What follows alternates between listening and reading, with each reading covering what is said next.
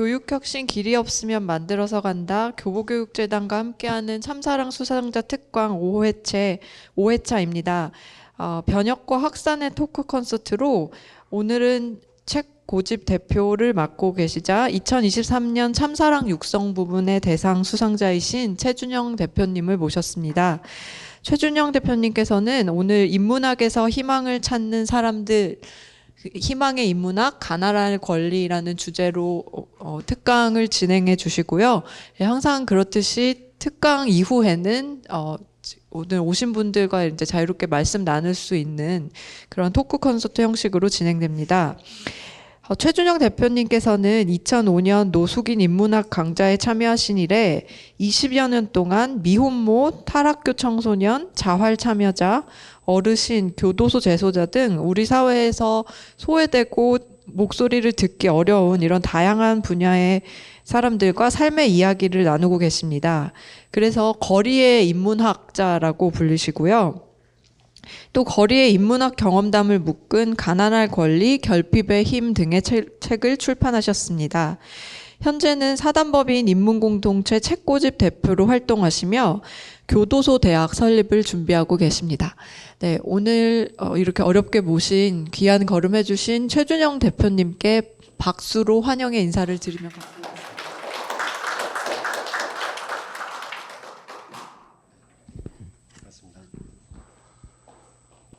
예, 반갑습니다. 최준영입니다. 예. 서울대학교를 처음 와봤습니다. 서울대학교를 처음 와봤습니다. 예전에 저기 뭐 회화동, 옛날에 또 그다음에 공릉동에 있는 공대 뭐 이런 데는 가봤는데 관악 캠퍼스 안에는 처음 들어와봤습니다. 서울대학교라는 이름만으로도 떨리네요. 예, 저는 이렇게 학벌이 별로 없는 사람이어서. 예. 제가 감히 여기서 강의를 할 자격이 되는지 모르겠는데 이렇게 교보교육재단에서 자리를 만들어줘서 제가 영광스럽게도 여러분 앞에 섰습니다. 잘 모르고요. 뭐 제가 했던 강의에 대한 뭐 사회적 의미, 이론 이런 거 잘 모르고요. 그냥 저는 제가 했던 강의 경험담 위주로 얘기를 드리려고 준비를 했습니다. 들어보시고 공감이 되시거나 또는 의문 나시는 게 있으면 이따 강의 후에 질문 주시면 성의껏 답변 드리도록 하겠습니다. 예. 제 책 제목을 좀 알리려고 강의 제목에다 가난할 권리라고 제목을 넣었습니다. 방금 우리 선생님께서 저를 소개해 주셨는데 제가 조금 제 자신을 좀 소개를 좀 드리겠습니다. 저는 이렇게 뭐 굉장히 길게 썼지만 간단하게 얘기해서 뭐 학교가 없죠. 학교가 없을 만합니다. 고등학교 과정은 야학에서 대학교 선생님들이 가르쳐주는 야학에서 검정고시 통해서 고등학교 과정을 마쳤고요. 낮에는 공장 다니고 구두공장에서 이제 구두 만드는 공장에서 견습공 생활을 하면서 공장 끝나면 열심히 뛰어가서 야학에서 영어, 수학 수업 듣고 그리고 검정고시를 합격을 해서 대학을 들어갔는데요. 제가 대학을 들어간 게 80년대 중반 정도였는데 그때는 뭐 시국이 하수상해서 대학을 뭐 잘 다니기 힘든 상황이어서 제적을 3번 당했습니다. 대학에서 제적을 3번 당하고 세 번째는 그냥 대학을 뛰쳐나왔죠. 대학에 머문 기간은 한 8년 정도 되는 것 같은데 8년, 9년 정도 되는 것 같은데 졸업장도 없이 뛰쳐나왔으니까 뭐 이룬 건 아무것도 없죠. 근데 얻을 건 많이 얻은 것 같아요. 대학 사회에 있으면서. 그리고 나서 자취생활을 하다가 어려서부터 이제 책 읽는 걸 좋아하고 그래서 글쟁이가 되고 싶은 꿈이 있었거든요. 그래서 그 꿈을 2000년도에 뒤늦게 신춘문예를 통해서 이루었습니다. 그리고 뭐 이런저런 직장 경험도 좀 있고요. 그리고 2005년도에 보면 세 번째 줄에 있는 2005년도에 제가 아는 그 성공의 신부님이 저한테 제안을 해서 노숙인을 위한 인문학 과정을 만들려고 하는데 좀 참여 좀 해달라. 그래서 제가 대학 졸업장도 없는데 어떻게 감히 거기도 명칭이 대학인데 대학 교수를 어떻게 합니까? 그랬더니 최 선생 정도면 자격된다. 강력하게 저한테 추천을 하셔서 강의를 2005년부터 하게 됐는데 영광스럽게도 첫 번째 강의를 제가 했어요. 2005년 9월이었습니다. 잊을 수가 없습니다. 저기 정동에 있는 성공회 정동교회 그 세미나실을 빌려서 첫 강의를 했는데 그때 얼마나 긴장을 했는지 그때 무슨 얘기를 했는지 하나도 기억이 안 나요. 저렇게 지금처럼 카메라가 있고 기자들이 앞에다 이렇게 녹음기라 그랬나요? 네, 강의 녹음하려고 녹음기가 한 10개 정도 놓여 있고 양 사이드에 기자들이 서 있고 사회적인 관심이 굉장히 높았어요. 노숙인이 인문학 강의를 한다고? 그러니까 막 기자들이 굉장히 많이 몰려왔던 거죠. 네, 그래서 첫 강의를 그때 아마 소크라테스 뭐 이런 얘기를 했던 것 같은데 잘 알지도 못하면서 소크라테스 뭐 삼파술이 어떻고 이런 얘기를 했던 것 같은데 정확한 기억도 안 납니다. 네. 그렇게 엄벙덤벙 시작을 했는데 벌써 20년이 됐습니다. 20년이 됐습니다. 그때 당시 강의를 저하고 같이 참여했던 교수님들이 굉장히 훌륭하신 분들이 많이 계셨어요. 서울대학교 미학과의 원로 교수님인 성함까지는 굳이 하여튼 그 교수님도 계셨고 연세대학교 교수님도 계셨고 등등 많은 분들이 있었는데 그분들이 이제 워낙 원래 재직하고 있는 학교가 있어서 그런 걸 거고요. 보통 1, 2년 좀 길게 하면 2, 3년 하고 대부분 다 이제 정리를 하시는데 저는 이제 다른 데서 불러주는 데가 없어서 불러주는 데가 없으니까 계속 저는 노숙인 문학에 투신을 했죠. 처음에는 이제 성프란시스 대학이라고 여기 세 번째 줄에 있는 성프란시스 대학 거기에 소속돼 있다가 이후에 뭐 경희대도 갔다가 등등 아예 뭐 10여 년 전부터는 소속 없이 제가 개인적으로 돌아다니면서 인문학 강의를 합니다. 뒤에 해야 될 얘기지만 미리 좀 땡겨서 제가 지방을 돌아다니면서 노숙인 대상 인문학 강의를 하면서 들었던 얘기 중에 충격적인 얘기 하나를 여러분들한테 전달해 드리고 싶습니다. 2005년도에 처음 노숙인을 대상으로 인문학 강의 한다 그러니까 사회적인 관심이 굉장히 높았습니다. 그 사회적 지원도 좀 있었고요. 모 기업에서 운영비도 대주고 또 한국연구재단 얘는 학진에서도 연구 프로젝트로 받아줘서 돈도 대주고 굉장히 반향을 일으켰죠. 그러다 보니까 지역에 있는 대학들이 지역에 있는 노숙인 쉼터를 찾아가서 우리랑 같이 하자. 그래서 부산 지역이다 그러면 부산에 있는 대학에서 부산에 있는 노숙인 시설에 가서 우리가 교원도 대주고 프로젝트 다 짤 테니까 인문학 강의 하자라고 제안해서 그쪽에서 이제 하게 됐는데 한 1, 2년 하다가 그냥 도망가고 다른 대학에 와서 또 하자. 그럼 한 1년 하다가 아무 이유도 설명 안 하고 그만두고 그러다 보니까 지금은 그 지역에 있는 노숙인 시설의 사무국장들, 이제 사회복지사 중에서는 제일 높은 사람이 사무국장인데 사무국장들이 제가 작년에 우리같이 인문동행이라고 문화예술위원회에서 지원을 받아서 전국의 12개 시설에 노숙인 인문학을 깔려고 이제 제가 전국을 다니면서 다 접촉을 했는데 그 사회복지사들이 저한테 대뜸 그렇게 얘기하더라고요. 그러니까 요번에도 노숙인 동원해 달라는 거잖아요. 지식인들 지식장치 하는데 우리 노숙인 아저씨들 동원해 달라는 거잖아요. 이제 저희 동원 안 할래요. 동원 안 할래요. 뭐 하다가 책임도 안 지고 그냥 떠나버릴 거면서 하다 말 거면서 대학은 이득이 많다고 들었어요. 노숙인들 대상으로 인문학 강의 한다고 정부에서 지원금도 받고 사업 프로젝트 가서 돈도 받고 쉽게 말해서 수익도 올리는 거죠.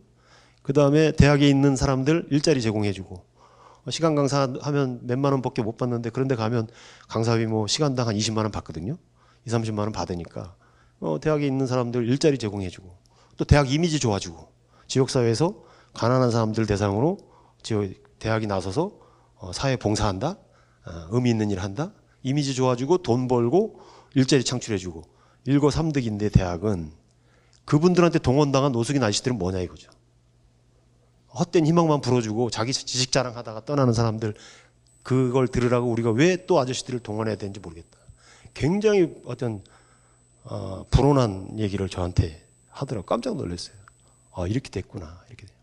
우리 사회 지식인들이 이런 짓거리를 하고 다녔구나. 우리 지식인들이 모여있는 대학이라는 곳이 심지어는 이런 짓거리를 하고 다녔구나. 그래서 제가 그분들한테 제 진정성을 보여주기 위해서 뭐 길게 설명할 건 없고 제가 해왔던 일들을 좀 설명을 했죠. 저는 대학에 소속된 사람도 아니고 심지어 지식인도 아니고 나는 정말 진심으로 이분들하고 대화하고 싶어서 왔다. 동원해달라는 건 아니다. 사람 내가 모으겠다. 그러니까 할 수 있는 기본 협조만 좀 해달라. 이렇게 해서 전국에 12군데 그 센터장들, 그 다음에 사무국장들, 사회복지사들. 센터장이 하라고 시킨다고 사회복지사가 하는 게 아니에요. 그 시간에 사람들 모아야 되잖아요. 예. 그거를 얘기하는 걸 듣고서 굉장히 충격을 받았습니다. 그래서 우리가 어떤 일을 한다고 했을 때 특히 교육이라는 것은 지속성이 담보되지 않으면 안 되겠구나. 하다 말고 뭐 그래 버리면 오히려 애초에 의도가 훼손되는 경우가 더 많겠구나. 이런 생각을 했습니다. 그래서 지금도 항상 그 시설에 가면 이분들한테 어떻게 또 겸손하게 다가가야 될지 이런 것들을 고민하고 있습니다. 네, 어쨌든 무거운 얘기를 앞서서 해서 죄송합니다. 네. 어쨌든 이런 삶을 살았고요. 작년에 우리 교수님 심사위원이셨는데 교보교육재단에서 하는 그 교보교육대상 심사위원 선생님이 앞에 앉아 계시네. 굉장히 떨렸습니다. 그때 심사 받을 때 면접할 때 대답을 잘 못해가지고.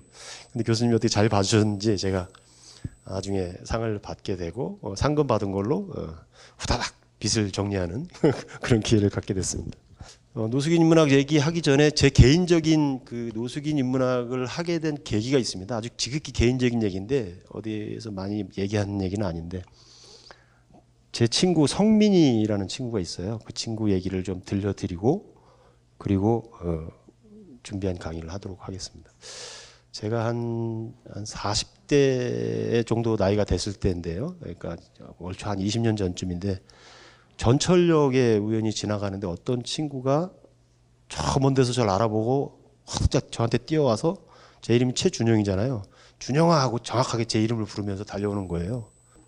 누군가가 저를 이렇게 반갑게 이름을 불러주면서 달려오는 모습을 보고 의아해서 쳐다봤더니 얼굴이 기억나더라고요. 보니까 중학교 동창이에요. 제 중학교 동창.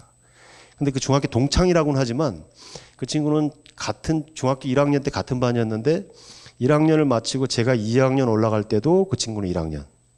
제가 3학년 올라갈 때도 그 친구는 여전히 1학년.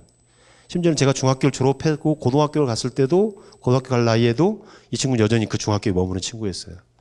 그때 3, 40년 전에 그때 공식적인 유급제도가 사라진 때였는데 학교에서 이 친구를 케어해 준 거예요. 그냥 학년은 수준이 안 되니까 올리지 못하고 1학년으로 계속 머물게 해준 거죠.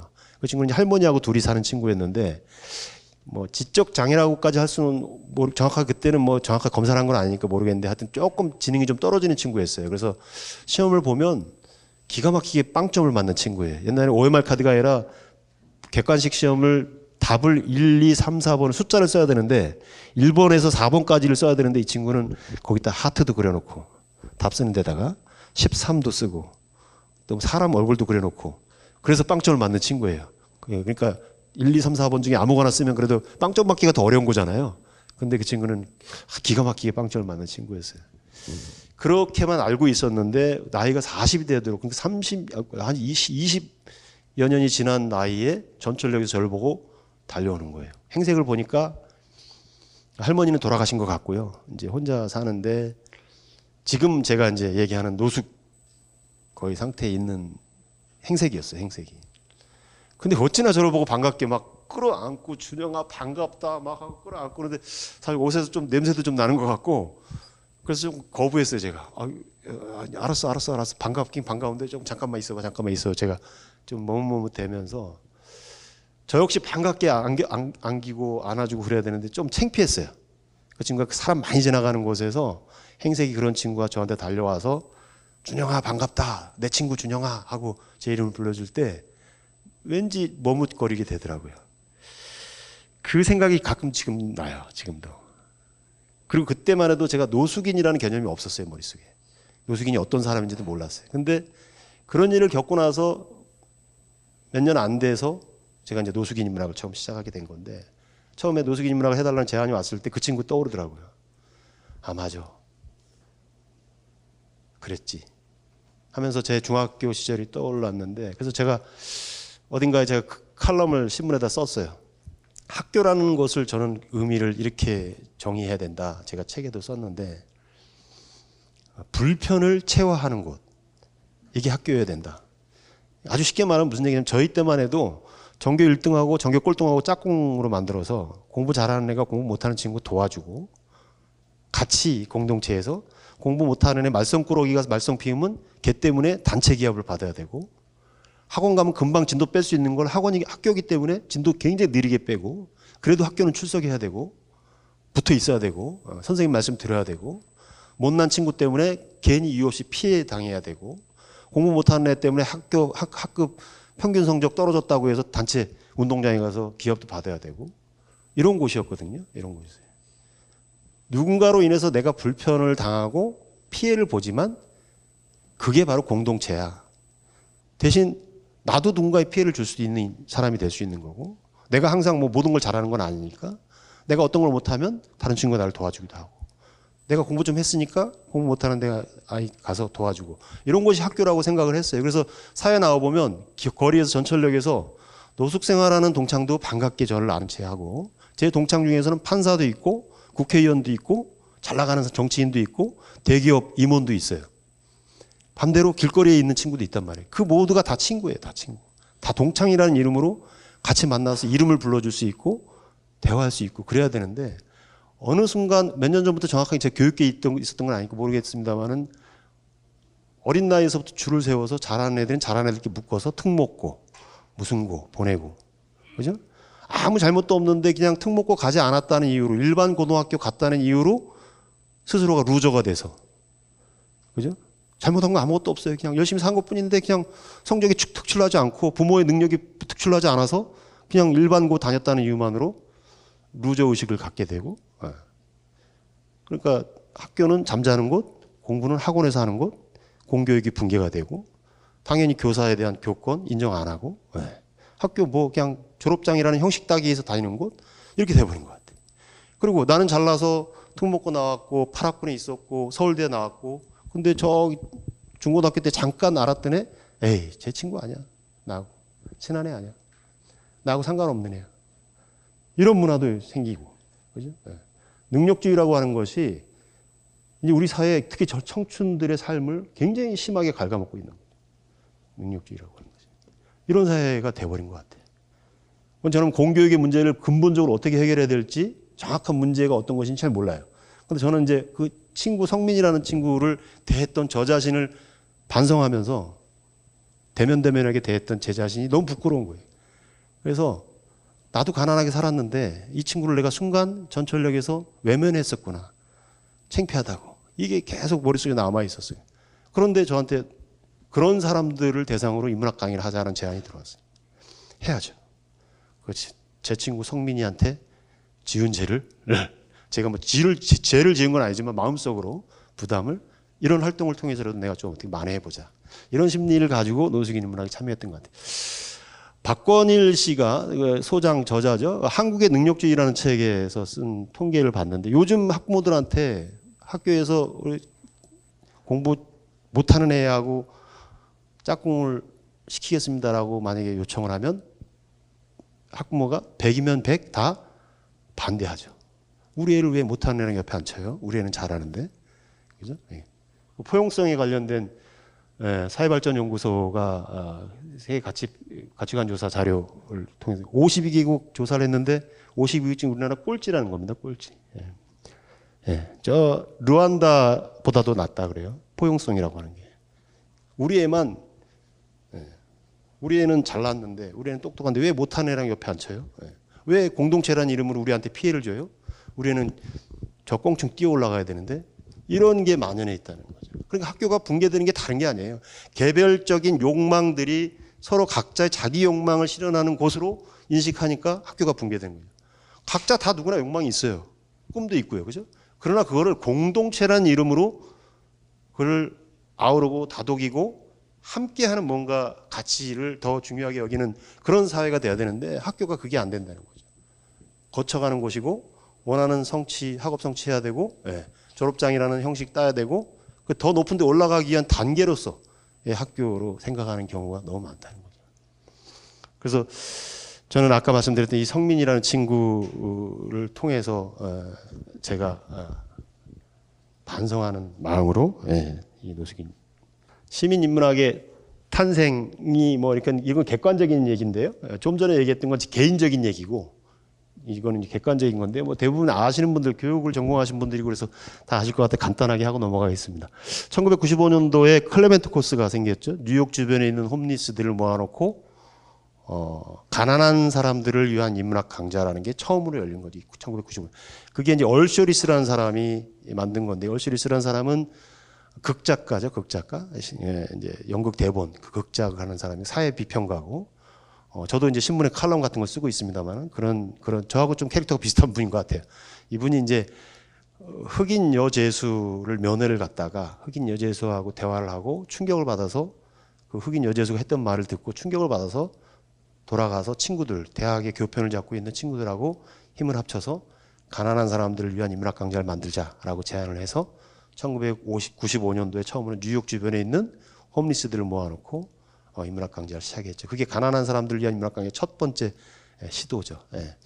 그 흑인 여제수가 그랬다 그래요. 그 얼셔리스가 질문했죠. 여기서 교도소에 석방돼 나가면 제일 먼저 하고 싶은 게 뭐니? 이렇게 질문했는데 흑인 여제수 뜻밖에도 뭐 맛있는 음식을 먹는다거나 사랑하는 사람을 만난다거나 편안한 잠자리에 잠을 잔다거나 이런 그런 말초적인 욕구가 아니라 석방돼 나가면 음악회도 가보고 싶고 도서관에도 가보고 싶고 과학관에도 가보고 싶고 뭐 이런 얘기를 대답을 했다 그래요. 그런데 왜 그런 데를 가봐야 된다고 생각하냐 그랬더니 내가 어렸을 때 저 백인 메이저리티 아이들처럼 그렇게 도서관도 다니고 음악회도 다니고 이런 삶을 살았더라면 이렇게 범죄자가 되지 않았을 텐데 나는 그게 범죄인지도 모르고 오빠들이 시키는 심부름, 마약 심부름도 하고 갔다 오면 햄버거 사주니까 이러다 보니까 범죄자가 돼서 여기 들어와 있다. 나한테 또다시 기회가 주어진다면 다시는 그런 바보 같은 삶을 살지 않겠다.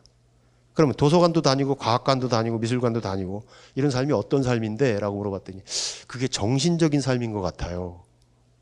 내가 어렸을 때 해보지 못한 삶, 정신적인 삶을 살아보고 싶어요. 이렇게 대답했다 그래요. 그제서야 얼셔리스가 깨우친 거죠. 너무나 당연한 걸 뒤늦게 깨우친 거예요. 가난한 사람이라고 해서 문화적 욕구가 없고 지적 욕구가 없다? 우리 사회가 그동안 단정해 놨었죠. 가난한 사람들 그저 제과 제품 기술 배울 수 있는 교육비만 좀 대주고 용접 기술 배울 수 있는 교육비만 좀 대주면 가난한 사람을 위한 우리 도리는 다 했다. 지들이 취직을 하든 말든 알아서 하면 되는 거고 정부로서는 우리 사회에서는 기여할 만한 건 다 한 거 아니냐? 이런 식으로 내쳤던 거죠. 근데 그게 아니다. 가난하나 부유하나 인간에게는 똑같은 정신적인 삶을 살려고 하는 의지가 있다. 그들의 정신적인 삶을 살려고 하는 의지를 우리가 조금만 도와주자. 이게 이제 클레멘트 코스를 만든 원인이 됐던 거죠. 계기가 됐던 거죠. 그래서 이제 1995년도에 만든 이게 2003년도인가 우리나라 다큐멘터리로 소개가 됐어요. 다큐멘터리로. 그 KBS에서 다큐멘터리 했던 걸 제가 이제 성공의 신부님하고 같이 봤어요. 우리도 한번 하자. 우리도 한번 하자. 그래서 2년 정도를 준비했습니다. 2003년부터 2년 정도 준비한 게 뭘 준비했냐면 노숙인들을 모아놓고 강의를 하려면 예산이 들어가잖아요. 강의 장소가 필요하잖아요. 처음에는 서울역에서 가장 가까이 있는 대학에 가서 강의 장소를 빌렸었어요. 서울역에서 제일 가까운 데 있는 대학이 어딘지 아세요? 숙명여대. 숙명여대 가서 강의실 조그만 거 하나 빌려서 여기 우리 좀 임대에 쓰겠다 그랬는데 처음에 오케이 했는데 나중에 근데 대상이 노숙인들이다 그랬더니 안 된다. 여학교라 아저씨들 들어오면 안 된다고. 그래서 장소를 또 약속했던 장소를 못 갔죠. 그러다가 이제 장소를 구하다가 구할 수가 없어서 성공의 그 정동교회 세미나실을 빌려서 첫 강의를 2005년도에 하게 됐던 겁니다. 그 첫 강의를 제가 했고요. 그게 이제 2005년도입니다. 그리고 이제 노숙인을 대상으로 하는 게 어느 정도 사회적 반향을 일으키니까 좀 더 확장시키자 해서 2006 그 다음에부터 지역에 가면 지역 자활지원센터라는 데가 있어요. 거기는 이제 차상위 계층들, 최저생계비의 120% 이하의 수익을 올리는 사람들. 그러니까 굉장히 어렵게 사는 사람들이죠. 한부모 여성 가장 이런 사람들. 그래서 그런 분들이 모여 있는 곳이 자활지원센터라는 곳인데 거기서 처음 저희가 간 게 노원 성프란시스 대학이라고 해서 노원구에 있는 그 영구 임대 아파트. 그 다음에 관악, 여기 관악이죠. 여기 난곡동, 신림동 밑에 난곡동에 있는 자활지원센터에서 옛날에 난곡동이 낙골마을이라고 그래갖고 뭐 뼈 묻어있는 공동묘지를 헐어갖고 아파트 졌다 그래서 낙골마을 그러잖아요. 그래서 그 두 군데에서 2006년도에 자활인문학이라는 걸 시작했습니다. 자활인문학. 지역 자활지원센터에 가서 저소득 주민을 대상, 주로 이제 한부모 여성 가장들을 대상으로 하는 인문학 강좌를 시작했습니다. 그때 에피소드 하나 좀 들려드릴게요. 제가 책에도 쓴 얘기긴 한데요. 수강생이 20명인데 남성이 1명이고 여성이 19명이에요. 그 남성 1명의 존재는 어떨까요? 존재감이 아예 없어요. 존재. 반대로 성프란시스 대 이기생은 여성이 1명이고 남성이 19명이었어요. 거기는 어떻게 됐을까요? 여성이 왕이야, 왕. 여성이 하자는 대로 다 해. 음식 고르는 것도 여성이 고르는 거 먹어야 되고, 김치찌개 먹고 싶다 그러면 김치찌개 먹어야 되고, 여성이, 남자들 사이에 여성이 1명 있으니까 그 여성이 왕인데, 반대로 여성들 사이에 남자가 1명 있으니까 이 사람은 존재감이 아예 없더라고요. 아무런 의견도 못 내고 여성들한테 기가 눌려가지고. 이 두 군데에서 동시에 제가 2006년도에 두 군데에서 동시에 왔다 갔다 하면서 강의를 했는데, 그 관악인문대학이라는 그 자활지원센터의 엄마들, 인문학 강의 한다고 모였는데 서로 그렇게 싫어하더라고요. 외면하고 욕하고 화장 좀 진하게 하고 왔다고 저 미친년 저거 뭐 공부하러 온 거 맞아? 저 강사 꼬시러 온 거 아니야? 막 이렇게 죄송합니다. 제가 이게 녹음되는데 막 이렇게 해서 죄송합니다. 좀 이따 더 심한 얘기도 해요. 제가 뭐 질펀한 얘기들이 많이 나오는 강의 공간이었기 때문에 그렇습니다. 그렇게 막 서로 미워하고 싫어하고 그러더라고요. 왜 그런가 했더니 거기엔 자기는 살기가 힘든데 막 깔깔거리고 웃고 있는 모습 보면 싫은 거예요. 그게. 저 뭐가 행복해서 저렇게 웃고 있지? 나는 이렇게 살기 힘든데? 막 이런 피해의식 같은 게 커서 그 상대를 보고 이렇게 무시하고 그러더라고요. 근데 한 엄마가 이 분위기를 완전히 깼어요. 한 엄마가. 제가 책에 썼던 얘기인데. 제가 이제 그때는 이 PPT 이런 거 없고 뭐 이렇게 판서를 하는 이렇게 쓰고 있는데 뒤에서 개새끼 하고 욕을 하는 거예요. 누군가 봤더니 모르겠어요. 좀 이따 또 들어오는데 또 개새끼 그러는 거예요. 내가 뭘 잘못했다고 나한테 개새끼라고 욕을 하지? 맨 뒤에 있는 어떤 여성분이 고개를 이렇게 숙이고 있더라고요. 제가 갔어요. 쫓아갔어요. 왜 나한테 욕했냐고. 범인 잡았다고 제가 했더니 이분이 얼굴을 딱 보니까 얼마나 울었는지 눈이 이렇게 퉁퉁 부었어요. 너무 울어가지고. 그리고 뭔가 분이 안 풀리는 거예요. 분이 안 풀려. 개새끼, 나쁜 새끼, 개새끼, 나쁜 막 욕을 하고 있는 거예요. 왜 그러냐고 이유를 설명해 달라고 했는데 그때는 얘기를 못 하겠다 그러더라고요. 그럼 일주일 지나서 좀 글로 써든지 뭔가 다른 사람한테 어떤 그 상황을 좀 공유했으면 좋겠다. 그랬더니 그 다음 주에 이분이 일어나서 자기 얘기를 한 거예요. 내가 그때 지난주에 수업 분위기 망쳐서 죄송하다. 그 대신 제가 지난주에 무슨 일을 겪었는지 얘기하겠다. 아이가 중학생 아들이 있었는데 학교에서 맞고 온 거예요. 그래서 그 아이 담임 선생님을 찾아갔어요. 우리 아이가 이렇게 계속 맞고 아이들한테 왕따를 당하고 근데 선생님 몰랐냐 따지려고 간 거예요. 그럼 담임 선생님 교무실에서 등 뒤를 딱 젖히고 앉아서 나 다음 시간 수업 들어가야 되니까 귀찮으니까 빨리 가시라고. 그 애들끼리 있는 일 갖고 뭘 그런 거 갖고 따지냐고. 굉장히 무성의하게 이 엄마를 돌려보낸 거예요. 근데 이 엄마가 그 담임 선생님한테 그렇게 천대를 당하고 학교 교무실에 나와서 운동장을 걸어오는데 하필이면 운동장을 가로질러 걸어오는데 운동장 한중간에서 다리에 힘이 풀려갖고 주저앉아갖고 거기서 2시간을 울다 왔대. 엄마가 찾아갔는데도 이렇게 무시할 정도니 평상시에 우리 애는 얼마나 무시를 당했겠냐. 이게. 요즘 애들은요 같은 학원 다니는 애들끼리 친해져요. 대부분의 애들은 학교 교문 앞에 학원차가 와요. 근데 이 엄마는 자활 참여자니까 한 달에 그때 당시 69만 원 벌었거든요. 69만 원 벌어서 아이를 학원에 보낼 수가 없잖아요. 그 애만 학원을 안 다니는 거예요. 그 아들만. 그러니까 애들한테 왕따. 옷 입고 다니는 것도 그렇고 행색도 그러니까 무시당하고 그랬던 거죠. 지속적으로.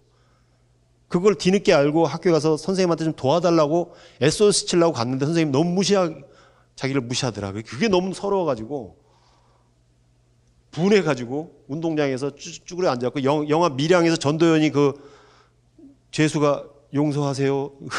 아들 죽인 범인이 용서하세요. 이 얘기 듣고 멘붕 와가지고 교도소 입구에서 쓰러져 울잖아요. 똑같은 장면. 그 일을 겪었었다 그러더라고요. 저도 열받더라고요. 그래서 제가 그 학교에도 전화했어요. 저 한겨레 신문 논설위원이라고 뻥쳤어요. 그 담임 선생님한테. 그랬더니 그럴 일 없다고. 정말 죄송하다고. 다시는 그런 일 없게 하겠다고. 저한테 엄청 긴장하더라고요. 제가 사실 뻥친 건데. 예. 그 얘기를 다 그 다음 주에 와서 했죠. 그랬더니 그 엄마들한테 다 박수 받았어요. 선의의 거짓말 했다고. 선의의 거짓말 했다고. 그러니까 그 엄마가 그 얘기를 하는 날 다 울었어요. 엄마들이. 가난의 대물림. 엄마가 가난하다고 해서 아이까지 학교에서 무시당하고 엄마가 찾아갔는데 엄마도 또 무시당하고 이런 걸 다 겪었을 거 아니에요. 가난한 사람들이. 공감을 하면서 정말 한 시간 동안 울었던 것 같아요. 같이. 그러고 나서 친해졌어요. 엄마들끼리 마음도 열고 언니 동생하고 친하게 지내면서 같이 뭐 장사해보자. 같이 사업해보자. 이런 일 하면서 굉장히 급속도로 가까워지는 계기. 누군가 한 명이 자기 삶을 공개하니까 그 공개한 게 계기가 돼서 정말 나비 효과처럼 많은 사람들의 마음을 여는 계기가 됐던 거죠. 대부분의 사람들이, 힘겹게 사는 사람들이 꼭 움츠리고 자기를 드러내지 않아요. 드러내는 경우는 어떤 경우는 생을 마쳤을 때, 그죠? 예. 새 모녀가 자살하면서 70만 원 남겨놓고 죽잖아요. 그달 집 방세하고 전기세하고. 삶을 마감할 때나 겨우 마음을 열지 그전엔 절대 마음을 안 열어요. 자기 마음을 안 여니까 다른 사람도 마음을 안 열 거고요. 그러니까 서로 몰라요. 겉모습만 보고 욕하는 거예요. 화장을 했니? 옷을 어떻게 입었니? 뭐 인상이 어떠니? 그러다가 한 엄마가 마음을 확 열어버리니까 공감했던 거죠. 그래서 굉장히 친해. 그 뒤로 굉장히 분위기가 좋아졌고요. 그 엄마 그 한 명이 자기 그 얘기를 한 이후로 분위기가 굉장히 좋아졌던 그런 기억이 있습니다. 교도소 인문학도 2007년부터 시작했습니다. 저기 인권연대에서도 했고요. 그다음에 경희대 실천인문학센터 제가 소속돼 있었던 거기서도 해서 안양교도소, 그다음에 화성의 직업훈련교도소, 그다음에 뭐 저 의왕에 있는 서울구치소 이런 데서 계속 강의를 해오다가 이것도 역시 하다 중단 뭐 이런 식으로 해서 이번에 저는 아예 그냥 그 미국의 바드 칼리지에서 운영하고 있는 그 교도소 대학 시스템을 아예 우리 한국에 들여와서 한국형 교도소 대학을 설립을 하자라고 제가 열심히 여기저기 떠들고 다녀요. 제 아무런 능력도 없는데 동의를 좀 구하려고 그러는 거죠. 그래서 교도소에 있는 사람들한테 제가 이제 안양교도소 강의를 했던 경험이 있고 그래서 그걸 하려고 준비하고 있는 중입니다. 그리고 뭐 그 이유는 저는 이제 뭐 2010년대 이후에 우리나라 살롱 문화라는 게 새로 생겨나서 그지 마니아들끼리 모여서 와인 좋아하는 사람끼리 뭐 책 좋아하는 사람끼리 뭐 이렇게 모여서 공동체를 만들어서 이렇게 뭔가 하는 그런 문화가 싹 트다가 코로나가 오면서 싹 또 사라졌죠. 코로나 팬데믹 오면서 사라졌다가 그 이후로는 좀 앞으로 어떤 사회 현상이 또 일어날지 인문학 또는 뭐 독서 공동체 이런 게 어떤 식으로 번영될지는 좀 지켜봐야 될 것 같습니다. 이거는 그냥 여담으로 드리는 얘기고요. 인문학에 대한 정의는 뭐 감히 제가 할 게 아니라고 생각합니다. 여기 계신 분들이 다 공부하시는 선생님들이시고 그러니까 뭐 제가 감히 저는 그냥 단지 제가 느낀 대로 제가 경험했던 대로 인문학에 대한 경험을 말씀드리자면 인문학은 사람이라는 걸 확인하는 시간인 것 같아요. 그래, 내가 사람이구나. 사람이니까 사람답게 살아야 되겠구나. 그럼 사람답게 산다는 게 뭐지? 사람다움이라는 게 뭐지? 뭐 이걸 공부하는 게 인문학인 것 같아요. 너무 무식하게 얘기해서 죄송합니다만은 저는 그렇게 생각을 해요. 사람에 대해서 알아보기 위해서 하는 공부, 사람에 대해서 알아보기 위해서. 근데 사람이 제일 어렵잖아요. 뭐 학교 다닐 때 국영수 어렵다 그러는데 그거는 뭐 열심히 하면 되는데 사람은 뭐 열심히 한다고 해서 다 알 수 있는 게 아니니까 그러니까 결국 평생을 해야 되는 게 인문학 공부가 아닐까. 사람들은 어떤 생각을 하는지, 어떻게 표현을 하는지, 어떤 삶을 살아오는지, 어떻게 뭐 이렇게 하는 여러 가지 다양한 정말 어마어마한 케이스가 많은 거죠. 그거를 총체적으로 알아보는 게 인문학이 아닌가 그런 생각을 해봅니다. 제가 이제부터 경험담을 좀 들려드리려고 하는데요. 아까 말씀드린 노숙인, 그다음에 자활센터 이런 데서 강의를 하고 할 때마다 저는 사실 좀 의문이 많이 듭니다. 회의감도 많이 오고요. 내가 이걸 왜 하지? 쉽게 말해서 어르신들 도와드리면 어르신들 감사하다고 저한테 얘기해요. 가난한 청소년들 도와주면 선생님 고마워요라고 얘기를 해요. 노숙인들은 해도 고맙다는 소리보다는 요구만 더 많아져요. 계속 뭔가를 돈 꿔달라, 뭐 해달라 요구도 많고 고마움이라는 걸 모르는 것 같아요. 그래서 내가 이게 돈벌이를 위해서 하는 것도 아닌데 고맙다는 소리도 못 들어가면서 이걸 왜 계속 해야 되지? 하고 회의에 빠지고 그럴 때가 많은데 그럴 때마다 이분들이 희한하게도 저한테 이 일을 왜 해야 되는지 답을 줘요. 이 일을 왜 해야 되는지 이분들이 스스로가 답을 줘요. 이 경우도 이제 답을 준 케이스인데요. 제가 이제 성동자활이라는 곳에서 제가 강좌를 32강을 기획해서 강사들을 뿌려주고 저도 가서 강의를 하고 했는데 1학기를 마치고 2학기 때 이제 수학여행을 갔어요. 강릉으로. 근데 한 분이 한 60 가까이 되신 여성분인데 이분이 일어나서 했던 말이에요. 처음에 자활에 오니까 사람들이 다 루저로만 보이더라. 못난 사람들, 게을러 터진 사람들, 돈 못 버는 사람들. 그 다 싫었어요. 아유, 쟤네들이랑 내가 같이 일을 해야 돼? 아, 싫어. 나는 잘 나간 사업가였는데 이분이 실제로 잘 나간 사업가였다 그래요. 근데 IMF 때 이제 망한 분인데 내가 몇십억 벌던 사람이 저렇게 아유, 배운 것도 없고 찌질하고 저런 사람들이랑 같이 일해야 돼. 아유, 싫어. 이랬다는 거예요. 근데 인문학 강의에 참여해서 3개월 동안 인문학 강의를 듣고 나서 마음이 바뀌었대요. 그리고 그제서야 알게 됐대요, 자신이. 아, 내가 그동안 루저 하면서 손가락질면서 싫어했던 저 사람들이 루저가 아니라 내가 루저구나. 저 사람들을 내가 미워했던 게 아니라 나를 미워했던 거구나. 그거를 인문학 강의를 듣고 알게 됐대요. 그래서 그 뒤로 이 같이 일하는 동료들을 더 이상 미워하지 않게 됐대요. 먼저 다가가서 말도 걸게 되고 같이 일하자고 손도 잡아보고 젊은 친구 있으면 장난도 먼저 쳐보고 일하는 게 즐거워졌대요. 그리고 무엇보다 얼마를 벌느냐가 중요한 게 아니라 내가 이렇게 일할 수 있는 기회를 갖는다는 게 너무너무 소중한 거다라는 걸 알게 됐대요. 인문학 강의 참여하고 나서. 그래서 2학기 강의도 열심히 들을 거고 내년에도 또 들을 거고 후배들이 들어오면 자활 참여자 다른 사람들이 오면 추천도 할 거다. 이렇게 얘기를 하더라고요. 그분이 했던 말이 너무 감동적이더라고요. 그래서 제가 그분을 살며시 안아드렸어요. 여성분인데도 불구하고. 마음속으로 울컥했죠, 제가. 아, 맞아 이건데. 내가 인문학 강의를 기획하고 했던 이유가 바로 이건데라는 걸 그분이 답을 준 거죠. 자기 자신을 미워했다는 걸 뒤늦게 알게 됐다. 이 얘기를 할 때 정말 감동을 받게 됐던 기억이 있습니다. 그분은 지금도 작년에 졸업했는데 또 인문학 과정 듣고 있어요. 듣고 있고 저한테 요구도 많아요. 뭐 책 좀 소개해달라, 뭐 만나서 상담 좀 하자, 뭐 이런 얘기도 하고 그래요. 재미가 붙은 거죠. 공부에 재미가 붙은 거죠. 또 한 케이스는요. 대전에 있는 청년인데요. 대전에 6년 전입니다. 6년 전에 제가 대전에서 노숙인 종합지원센터에서 특강을 한번 해달라고 해서 갔어요. 그것도 원래 다른 강사를 부르려고 했는데 그 강사가 대상이 노숙인이라는 알고 도망갔대요. 저는 못 오겠다. 노숙인 대상 강의 못 하겠다. 그 대타로 저를 부른 거예요. 한번 특강을 하려고 해달라고. 가서 1시간 강의를 하고 쉬는 시간에 밖에 나가서 담배를 피고 있는데 한 청년이 쫓아나오더라고요. 나이가 많이 들어봐야 20대 중반 정도밖에 안 되는 친구가 오더니 저한테 다가오더니 담배 한 가지만 주세요. 딱 그러더라고요. 줬어요. 전화번호도 가르쳐 주세요. 좀 갸우뚱했어요. 왜냐하면 교도소에서 제가 강의했던 분이 나중에 석방돼서 저를 찾아와서 취직시켜달라고. 처음에는 온순하게 요청했는데 나중에는 왜 취직 안 시켜주냐고 저한테 막 겁을 주고 그런 적이 있어서 살짝 겁이 나갖고 전화번호는 왜? 그랬더니 전화번호 알고 싶어요. 그러는 거예요. 그래서 가르쳐줬어요. 근데 일주일 후에 그 친구가 전화가 왔어요. 저한테. 선생님 언제 또 오시는 거예요? 나 특강 한 번 간 거기 때문에 앞으로 갈 계획이 없는데. 그랬더니 그럼 센터에다 내가 얘기해야지. 또 오시라고 부르라고. 그래갖고 가기 시작한 게 지금 6년째 가고 있습니다.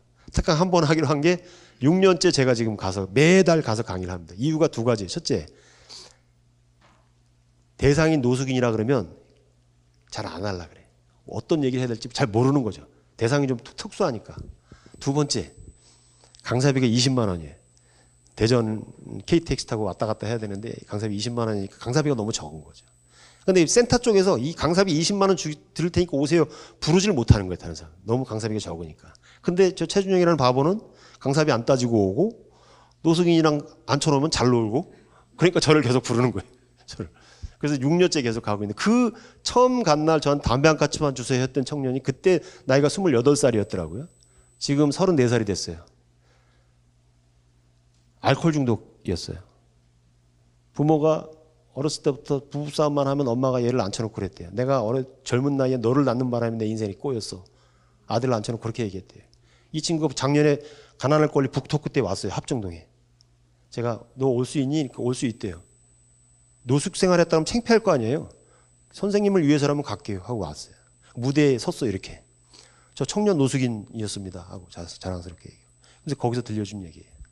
저는요 초등학생 때부터 엄마로부터 존재를 부정당했습니다. 다른 사람도 아니고 엄마로부터 존재를 부정당해요. 네가 태어나는 바람에 내 인생이 이렇게 꼬인 거야 라는 얘기를 계속 들으면서 살았다는 거예요. 그러고 나 중학교 때 이제 부모가 이혼했는데 그때부터 이제 PC방이 전전하면서 술에 의존하고 그래도 알코올 중독이 된 거예요. 알코올 중독이. 그러다 저를 만나고 나서 제가 자랑 좀 할게요. 인생이 바뀌었어요. 저를 만난 지 한 1년 정도 됐을 때 저한테 그러세요. 선생님, 저도 공부하고 싶어요. 왜? 선생님처럼 별명 있는 사람 되고 싶어요. 거지 교수, 제 별명이 거지 교수거든요. 또는 거리의 인문학자. 저도 별명 있는 사람 되고 싶어요. 그래 공부해봐라. 일단 술부터 끊을게요. 술 끊고요. 자활 근로 해가지고 한 달에 한 보름 내지 열흘씩 일해요. 그럼 한 100만 원 정도 벌어요. 그걸 모았어요. 그래갖고 사이버 대학을 들어갔어요. 4년제인데 3년 만에 조기 졸업했어요. 그리고 작년에 사회복지직 공무원 시험에 합격했어요. 그 친구를 위해서 박수 한번 쳐주세요. 네. 대전 청년. 제가 가난할 권리라는 책에다가 대전 청년 노숙인 경석이 가명이에요. 가명으로 책에다 썼어요. 지금 저하고 돈독하게 지내요. 제가 대전 내려가면 여전히 저 오면 저를 에스코트 해주고, 예, 또 제가 부르면 수원에 오고, 수원에 제가 하는 인문공동 책고집에 인문학 강의 들으러 와요. 예. 근데 몸이 너무 안 좋아서 너무 말랐어요. 몸이 굶어서. 아버지랑 같이 살 때 아버지가 나가서 2달 동안 48일 동안 굶어봤대요. 한 달 정도 지나니까 일단 전기가 나가고, 좀 있으니까 수도가 나가고, 물이 나가고. 저한테 제가 유튜브를 시작했는데 제 유튜브에 출연해서 한 얘기예요. 교수님, 냉장고에 있는 모든 음식이 썩었는데요, 안 썩는 음식이 있어요. 뭔지 아세요? 그러더라고요. 뭐냐 그랬더니 고추장하고 설탕하고 소금. 그걸 먹고 한 달을 버텼대요. 고추장하고 설탕하고 소금 먹고. 그리고 기어 나와서 이웃집에 가서 문 두들겨가지고 겨우 사회복지사가 오고 살아난 친구예요. 너무 말랐어요. 너무 말랐어요. 그래서 공무원 시험에 합격했는데 건강 상태가 안 좋아서 임용을 지금 미뤄놨어요. 건강해야 출퇴근을 할 수 있을 거잖아요. 그래서 좀 있으면 이제 임용이 되면 사회복지직 공무원 대전에서 1명 뽑는데 합격했어요. 수석 합격. 평균 96점 이상 맞았대요. 제대로 부모 만나서 제대로 학교 다녔으면 뭐가 돼도 됐을 친구예요. 그래서 자기 시험에 붙고 나서 자신감이 생겨서 공부 계속 해보고 싶대요. 그 로스쿨을 들어갈까요? 아니면 5급짜리 공무원 시험 볼까요? 그 얘기하더라고요, 저한테. 5급짜리면 우리 사회에서 고시라는 거잖아요. 그거 공부할까요? 그러더라고요. 물론 제 앞에서 재롱 떠느라고 한 얘기는 한데, 근데 될 것 같아요. 공부머리가 있는 친구예요. 혼자 공부해가지고 96점 맞았으니까. 어디 공무원 학원 다닌 게 아니에요. 혼자 공부한 거. 아, 참, 그 친구, 대전 청년 이 친구가 저한테 그러더라고요. 저가 좋았던 이유는 제 강의가 좋았던 것도 있지만, 만날 때마다 밥을 사줘서 고마웠다 그러더라고요. 만날 때 공깃밥을 2개씩 먹어, 이 친구 꼭. 빼싹 말랐는데 뭐 이렇게 많이 들어가는 때가 있는지, 만날 때마다 밥을 사줘서 고마웠다 그러더라고요. 밥이 최고입니다, 밥이. 예, 밥이 최고. 제가 하는 강의가 뭐 대부분 강의하는 교수님도 뭐 이론 얘기하잖아요, 막 이론. 자활의 길을 걷기 위해서 심리 상태가 어때야 되고 무슨 하는데 저는 이론을 모르니까 이런 이제 사례들만 얘기하니까 이 친구가 좀 와닿았던 모양이에요, 그게. 그래서 저를 지금까지 따르고 있습니다. 제가 인문학을 사람이라는 걸 알기 위해서 하는 공부라고 그랬잖아요. 근데 우리는 간혹 사람에 대해서 어쩌면 사람이 아닐지도 몰라, 아니면 사람인데도 불구하고 사람으로 대접하지 않는 경우들이 많이 있어요. 그죠? 가난하다는 이유로, 가난하다는 이유. 좀 나한테 좀 이로운 게 없다는 이유로, 기타 행색이 그렇다는 이유로 무시하고 차별하는 경우들이 굉장히 많이 있잖아요. 그런 것들을 워낙 많이 봤는데, 제가 좀 감동적인 얘기를 실제로 들은 게 아니라 제가 겪었던 얘기가 있어서 이 얘기를 제가 가난할 권리라는 책에도 썼고요. 이 얘기를 좀 들려드리려고 합니다. 성프란스 대학 1기생들이 22명이 입학을 했어요. 그러니까 2005년도에 22명이 입학을 해서 13명이 끝까지 과정을 마쳤어요. 그 이전에 IMF 이후로 거리에 쏟아지는 노숙인들이 쏟아져 나왔는데 양산이 됐는데, 그러니까 사회적 문제가 되니까 지자체, 정부, 종교단체, 시민사회단체, 교육단체 굉장히 많은 프로그램들을, 노숙인 대상 프로그램을 진행했는데 그 어떤 것도 10% 이상 수료율을 보이지 못했어요. 100명이 시작하면 끝날 때는 채 10명이 안 남는 거죠. 그래서 이분들의 또 다른 편견이 생겼죠. 이 사람들은 의지가 약한 사람들, 뭔가를 끝까지 해내지 못하는 사람들, 이런 편견이 생겼었어요. 그런데 놀랍게도 2005년도에 처음 했던 성프란스 대학 인문학 과정이 무려 수료율이 60%에 육박한 거죠. 22명 중에 13명이 수료를 했으니까. 그때 사람들이 인문학에 관심을 갖기 시작한 거예요. 인문학이 대체 뭐길래 이 의지도 약하고 도망가기 좋아하고 사라지기 좋아하는 노숙인들을 끝까지 1년 동안 잡아놨지? 그리고 언론에서도 굉장히 관심을 많이 보이고, 진짜 언론에서 관심을 가진 이유는 수료생이 13명이었다는 것보다 더 충격적인 통계가 있습니다. 13명의 수료생 중에서 무려 11명이 취업에 성공했어요. 거리에 쓰러져 있던 사람이, 알코올릭인 상태였던 사람들이. 취업이 좋은데 취업했다는 건 아니고요. 어쨌든 자기 생계를 위해서 직접 활동하기 시작했다는 거죠. 이게 이제 우리 사회에 굉장히 큰 메시지를 던진 거죠. 그때부터 또 언론에서 굉장히 많은 관심을 가져주고, 그래서 이제 계속 사회적 지원도 늘어나고, 기업체에서도 운영비를 2배로 대주겠다. 삼성 코닝이라는 회사에서. 그리고 또 학진에서도 지원금을 대주겠다. 막 그러면서 이제 노숙인 인문학, 자활 인문학, 뭐 교도소 인문학 막 퍼져나가기 시작하는. 그때만 해도 뭐 인문학이 열풍, 그죠? 인문학 르네상스 막 이런 얘기 나오고 그랬었잖아요. 예.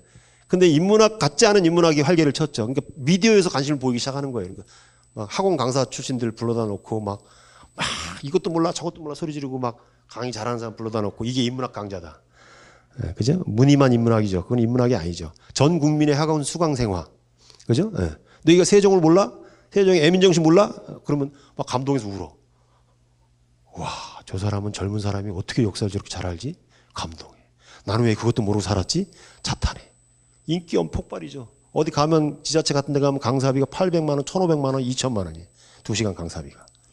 저는 여전히 20만 원, 30만 원인데 그게 열풍인 것처럼 잠시 회자되다가 그 왜곡된 현상이 싹 빠지면서 지금 텔레비에 자주 안 나오는 개그맨들 있잖아요. 지금 어디가 있는지 아세요? 전국 지자체 돌아다니면서 인문학 강의하고 다녀요. 그 지자체 공무원들이 저한테 요청하는 게 그래요. 제일 많이 요청하는 게 그래요. 교수님 재밌게 좀 해주세요. 재밌게 개그맨 부르세요. 근데 지나가는 말로 한 말인데 진짜 개그맨 불러서 하더라고요. 이제 개그맨들이 폄하하는 거 아닙니다. 개그맨들은 뭐 무식하다 뭐 배운 게 없다 이 뜻이 아니에요. 그건 직업이 다르잖아요. 근데 인문학이라는 이름을 걸고 강의하고 다닌다. 그런 왜곡된 현상들도 막 벌어지고 그러다가 지금 거품이 꺼졌죠. 다시 또 인문학의 위기, 본질적인 위기를 또 얘기하는 시대로 오고 있습니다. 그런 시대에 저처럼 이렇게 재미없는 얘기를 하는 사람을 아직도 찾아준 데가 있다는 게 신기하기도 하고 여러분들한테 다시 한번 감사 말씀드립니다. 성프란스 일기 졸업생인데 1년 정도 졸업하고 1년 정도 지났는데 저한테 전화가 왔어요. 병원에 입원했는데 문병 좀 와달라고. 저기 동부시립병원이라고 무연고자 이런 사람들이 입원하는 병원이 있어요. 시립병원. 갔더니 약을 이만큼 모아놨더라고. 약을 안 먹고 이 병원에서 의사가 나를 죽이려고 약을 먹인다. 나는 암 환자가 아닌데 말기암 환자라고 나를 계속 속이면서 약을 먹인다. 그래서 하나도 안 먹고 다 숨겨놨다. 그래서 제가 음모론에 빠져 있는 거예요. 그래서 그분을 의사 앞에 데리고 가서 의사 선생님이 차트 보여주면서 이러이러한 세포가 암세포다. 얘기해서 그제서야 이제 이해를 하고 그때부터 약을 먹기 시작했는데 또 저한테 전화가 와서 문병 한번 와달라고 해서 갔더니 소원이 있다는 거예요. 뭐냐니까 인문학 강의 같이 들었던 동료들을 한번 만나고 싶다 그러더라고요. 그래서 한강 둔치에서 제가 모았어요. 그 성프란한테 1기, 2기, 3기생 다 모았어요. 한 30명 모았어요. 티셔츠도 하나씩 단체로 맞췄어요. 배구공도 한 2개 사고 발야구하고 재밌게 놀았어요. 너무너무 신나게 노는 거예요. 그래서 내가 한 분한테 물어봤어요. 아니 발야구 하는 게 뭐가 그렇게 재밌냐 그랬더니 아니 발야구가 재밌는 게 아니라 평상시에 우리가 이 한강 둔치에 오면 저 관리인들한테 쫓겨다녔다는 거예요. 연인들이나 가족들인데 가서 1,000원만 담배 한 가치만 구걸하고 다닌다고 쫓아낸다는 거예요. 근데 오늘은 티셔츠도 맞춰 입었고 교수님도 있고 그러니까 쫓아날 일이 없잖아요. 쫓겨날 일이 없잖아요. 그러니까 마음이 너무 편하니까 모든 게 다 재밌대. 수건 돌리기도 재밌고 그 유치한 수건 돌리기도 재밌고 발야구도 재밌고 너무너무 즐겁다 그러더라고요. 아 짠했어요. 아니 사람을 왜 쫓아내요? 공원에서. 화가 나더라고요. 어쨌든 그래서 이제 그 환자분 때문에 모여서 즐거운 한때를 보내고 그리고 돌아갔는데 환자분이 돌아가셨어요. 돌아가셨다는 얘기를 듣고 병원에 달려갔는데 무연고자라 이 무연고자가 사망을 하면 장례 절차를 안 치릅니다. 바로 화장터로 보냅니다. 연고자가 없으니까 장례를 치를 상주가 없는 거잖아요.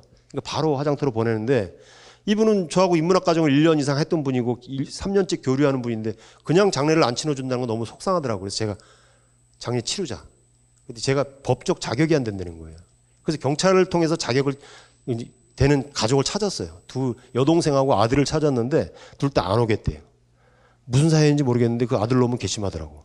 아버지가 죽었는데 안 와.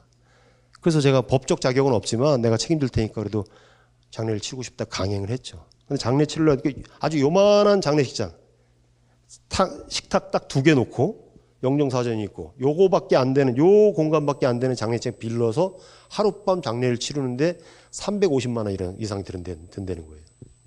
관 짜야 되고 수의 입혀야 되고 이 장소 대여로 줘야 되고 제일 많이 드는 비용이 뭐냐면 음식값. 문상객들 올 걸 대비해서 일식 3찬 플러스 국 추가. 그게 이제 5인분, 10인분은 시킬 수가 없고요. 30인분, 50인분, 100인분 이런 식으로 예약을 해야 된다 그러더라고요. 그거 다 합치면 한 350만 원 든다는 거예요.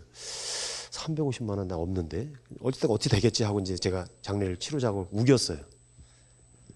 그래서 장례를 치르는데 걱정이 밤이 되니까 걱정이 이제 술 마실까 봐.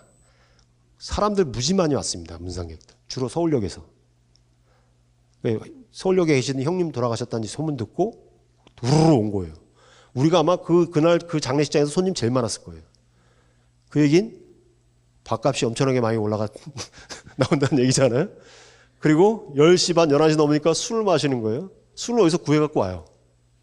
거기서 시켜서도 먹고. 저는 이제 머릿속에 큰일 났지, 이제. 밥값, 술값, 이거 진짜 감당할 수 없는 수준이 되겠다. 막 얼마가 될지 모르고 불안하고. 한숨 못 잤어요. 이제 상주복 입고 까만 넥타이 메고. 그것도 싸움 날까봐. 주변에 피해줄까봐. 행색이 그런 사람들이 많이 와 있으니까. 그래서 어찌어찌 해서 밤을 새우고, 그 다음날 벽지 화장터에 이제 운구차로 이제 가잖아요. 보통 요즘 장례 치르면은 일부 가족만 가니까 버스 꽉 차지 않잖아요. 버스가 꽉 찼어요. 아무도 집에 안 돌아가고 집에 돌아갈 집이 없지 참. 그 버스 타고 다 화장터까지 다 같이 간 거예요. 왜냐면 화장터 가면 또 밥 한 끼 먹잖아요. 아침에. 그러니까 안 돌아가는 거예요. 어제 저녁 먹었고, 밤에 또 먹고, 아침에 또 먹었고, 다 같이 갔어요. 돌아오는데 사회복지사가 저한테 뭘 줘요? 돈이에요, 돈. 지폐가요. 이렇게 바닥에 놓으니까요, 지폐가 이렇게 두꺼워요. 엄청나게 큰 돈인 것 같잖아요. 손으로 꾹 누르면 얇아져. 근데 이렇게 부풀어져 있는 이유가 뭐냐면 꼬깃꼬깃 접었던 돈들이라 은행에서 새로 나온 신권은 얇잖아요. 이건 울퉁불퉁하니까 요철이 있으니까 울퉁불퉁하니까 그러니까 이렇게 큰 거예요. 꾹 누르면 이렇게 얇아지는데 이 돈이 부의함에서 나왔다는 거예요. 부의함에 돈이 들어올 거라고 생각도 안 했거든요. 문상객이 대부분 노숙인들이니까.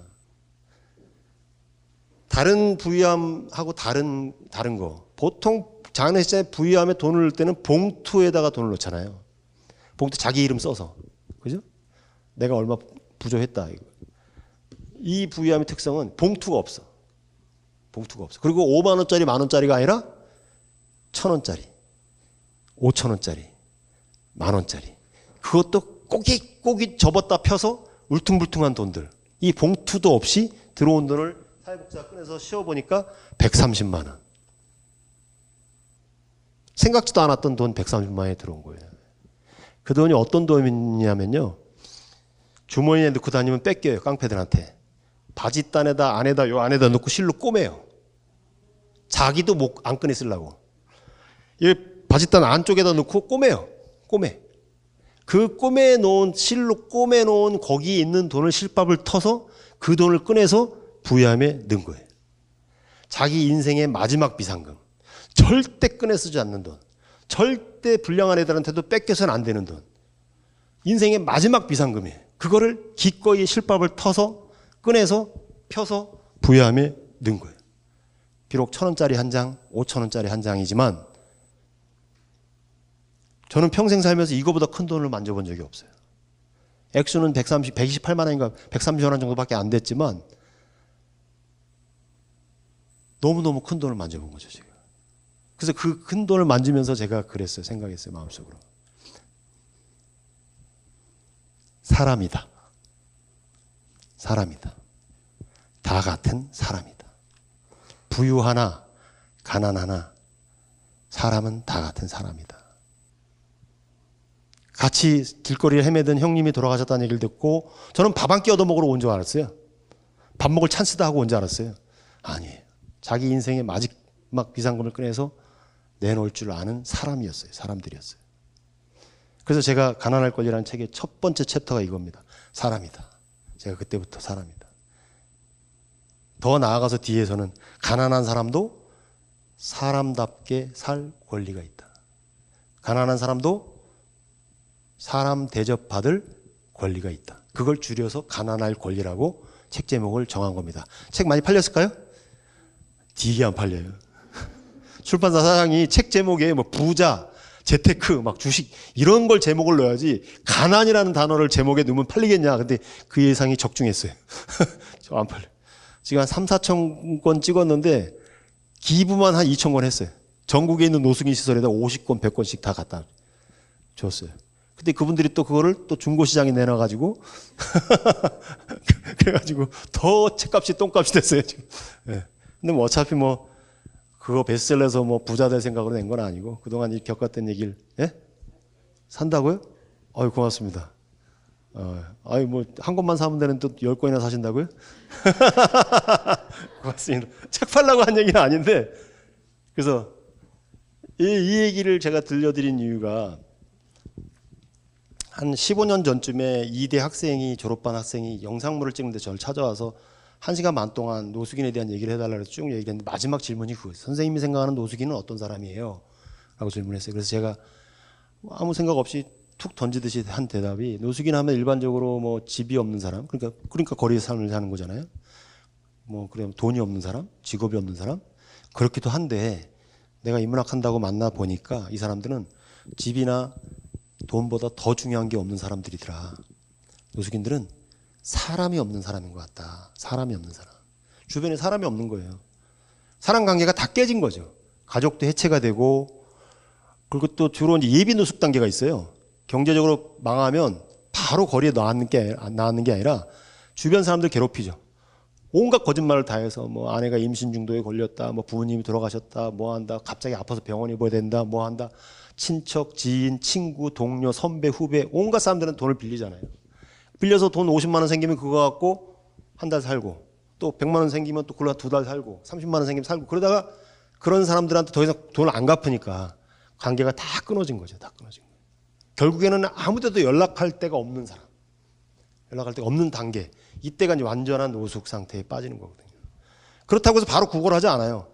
몇 개월 동안은 열심히 씻어요. 지하철 화장실에 호수 연결해갖고 샤워도 하고 씻어요. 근데 몇 개월 지나면 이제 씻지 않는 단계가 와요.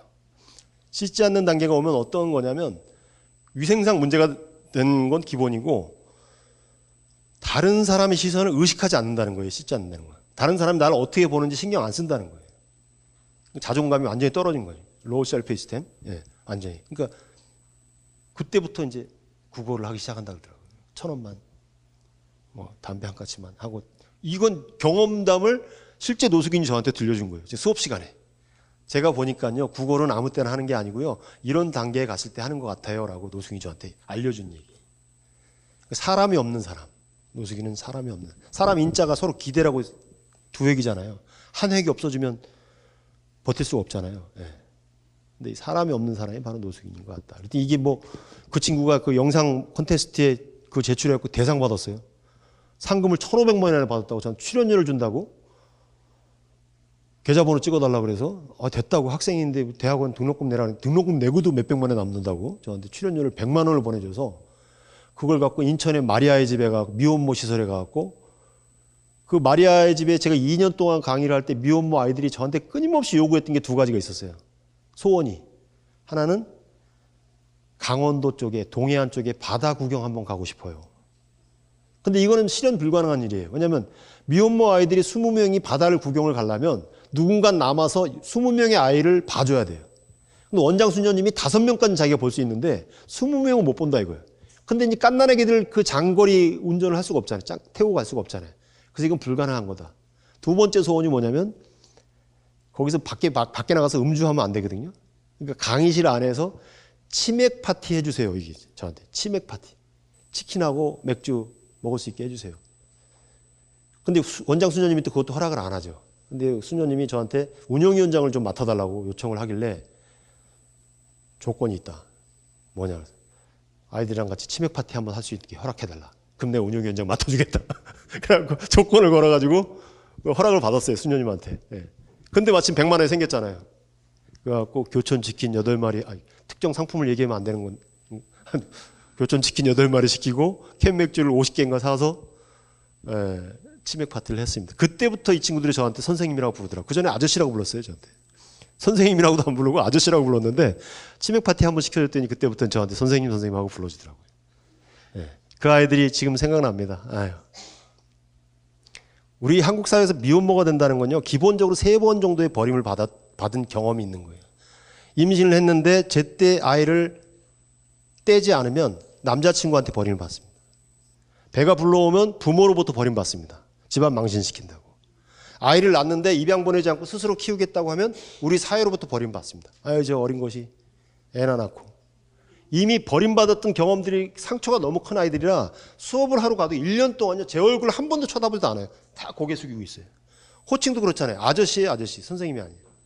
남자에 대한 적개심. 저도 남자니까 어찌됐건 뭐 못생겼지만 뭐 그 친구들이 보기에는 그냥 뭔가 거리감을 두고 싶었던 것 같아요. 근데 치맥 파티가 또 계기가 돼서 친해지기도 하고 지금도 전화하고 오고 그런 친구들이 있는데 안쓰럽습니다. 그 친구들.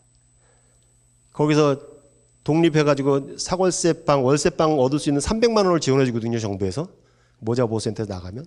300만 원 가지고 방 보증금을 내요. 그리고 한 친구가 가서 밖에 나가서 직장을 잡았는데 뭐 쇼핑센터에 의류 매장에 점원 일을 할 수 있는 기회를 얻었나 봐요. 저한테 전화가 와서 첫 월급 타고 전화가 왔어요. 상기된 표정으로 저한테 목소리로 교수님 왜 그래? 저 어마어마하게 큰 돈을 벌었어요. 얼마 벌어요? 193만 원이나 벌었어요. 태어나서 이렇게 큰 돈을 처음 만져봤대. 일주일 내에 다시 전화가 왔어요. 울상이 돼서. 남은 돈이 하나도 없어요. 월세 내야지. 전일제로 아이를 맡겼으니까 어린이집 하루 종일 맡기니까 100만 원 이상 들어가요. 아이 맡기는데. 생필품 사야지 뭐 하지. 일주일도 안 돼서 돈이 똑 떨어진 거예요. 그러니까 193만 원이 엄청 큰 돈인 줄 알았는데 일주일 만에 현실 감각을 딱 깬 거죠. 그래서 뭐가 필요하냐니까 세탁기가 없다 그러더라고요. 그래서 제가 또 우리 페이스북 회원들한테 10,000원씩 걷자. 그래서 거기 세탁기 보내고 빔 프로젝트 하나 사주자. 마리아의 집에 뭐 이런 운동을 했던 그런 기억도 있습니다. 요즘은 고등학교를 아이들을 이렇게 잘 제적을 안 시켜요. 제적을 안 시키고 다른 학교로 보내거나 뭐 그러잖아요. 근데 다른 학교에서도 안 받아줘. 그럼 얘가 갈 데가 없잖아요. 그래서 그 아이들 학업이 중단될 위기에 있는 아이들을 모아놓은 학교가 이음학교예요. 이음학교. 구청이나 이런 시민사회단체에서 뭐 초록 어린이재단 이런 데 지원 받아서 이음학교를 운영해요. 이음학교. 그러니까 학력을 이어갈 수 있도록 해주는 학교가 이음학교예요. 거기서 강의를 저한테 해달라고 그러는데 전화가 왔어요. 그래서 왜 나냐 그랬더니 워낙 애들이 드세서 선생님 정도가 와야 애들을 다스릴 수 있을 것 같다 그러더라고요. 강사비 시간당 3만 원. 2시간 강의하니까 6만 원. 차비 왕복하면 8만 원. 강사비는 6만 원인데. 그럼 갔죠. 가갖고 첫 시간에 강의를 열심히 했어요. 열심히 했어요. 그리고 딱 보니까 대장 역할을 하는 아이가 있더라고요. 여학생이었는데 18살짜리. 저 친구한테 잘 보일 필요가 있겠다. 신경 써가면서 강의를 했는데 그 친구한테 가서 첫 시간이에요. 제가 첫 시간. 복도에서 그 친구한테 물어봤죠. 선생님 오늘 처음 와서 처음 강의했는데 오늘 선생님 강의 어땠니? 그랬더니 그 친구가 나를 딱 째려보더니 하는 얘기가 오늘 강의요? 죄송합니다 여러분. 근데 리얼하게 하기 위해서 그대로 얘기할게요. 저를 딱 쳐다보면서 그 친구가 여학생인데 쳐다보면 오늘 강의 똑같았어요. 저 딱 그러더라고요. 깜짝 놀랐어요. 나 지금. 내 귀를 의심했지. 처음 온 선생님이 첫 강의를 하고 오늘 강의 어땠냐고 물어봤는데 그렇게 말을 하는 거예요 저한테. 야 이거 보통이 아니구나. 한 달 동안 강의를 하는데 저를 쳐다보지도 않고 듣지도 않아요. 그리고 누가 제 수업을 듣는 애 있으면 그 대장 아이한테 혼날까 봐 눈치 보느라고 못 들어요. 그래서 그 아이한테 말로는 안 되니까 혹시 이메일을 좀 할까 이메일 주소를 가르쳐달라고 했더니 저한테 왜 나한테 작업 걸게? 딱 그러더라고요. 그러니까 모든 말이 이 친구는 온순하게 나오는 말이 하나도 없어요. 말을 걸면. 저 아이는 내가 다루기 힘들겠구나. 그래서 일단 들어주든 안 들어주든 그냥 강의만 열심히 하자. 수업만 열심히 하자. 그래서 계속 했어요. 한 2달 정도 지나니까 아무도 들어주지 않은 것 같았는데 한 남학생이 몰래 저를 미행을 하는 거예요. 제가 버스 정류장에 가고 있는데 누가 따라오는 느낌이 있어요. 그러니까 그 남학생 하나가 쫓아오더라고요. 제가 딱 잡았어요. 너 나 선생님 쫓아왔지? 그러니까 에이 걸렸네. 그 친구가 그러는 거예요. 선생님은 그만두지 않으실 거죠?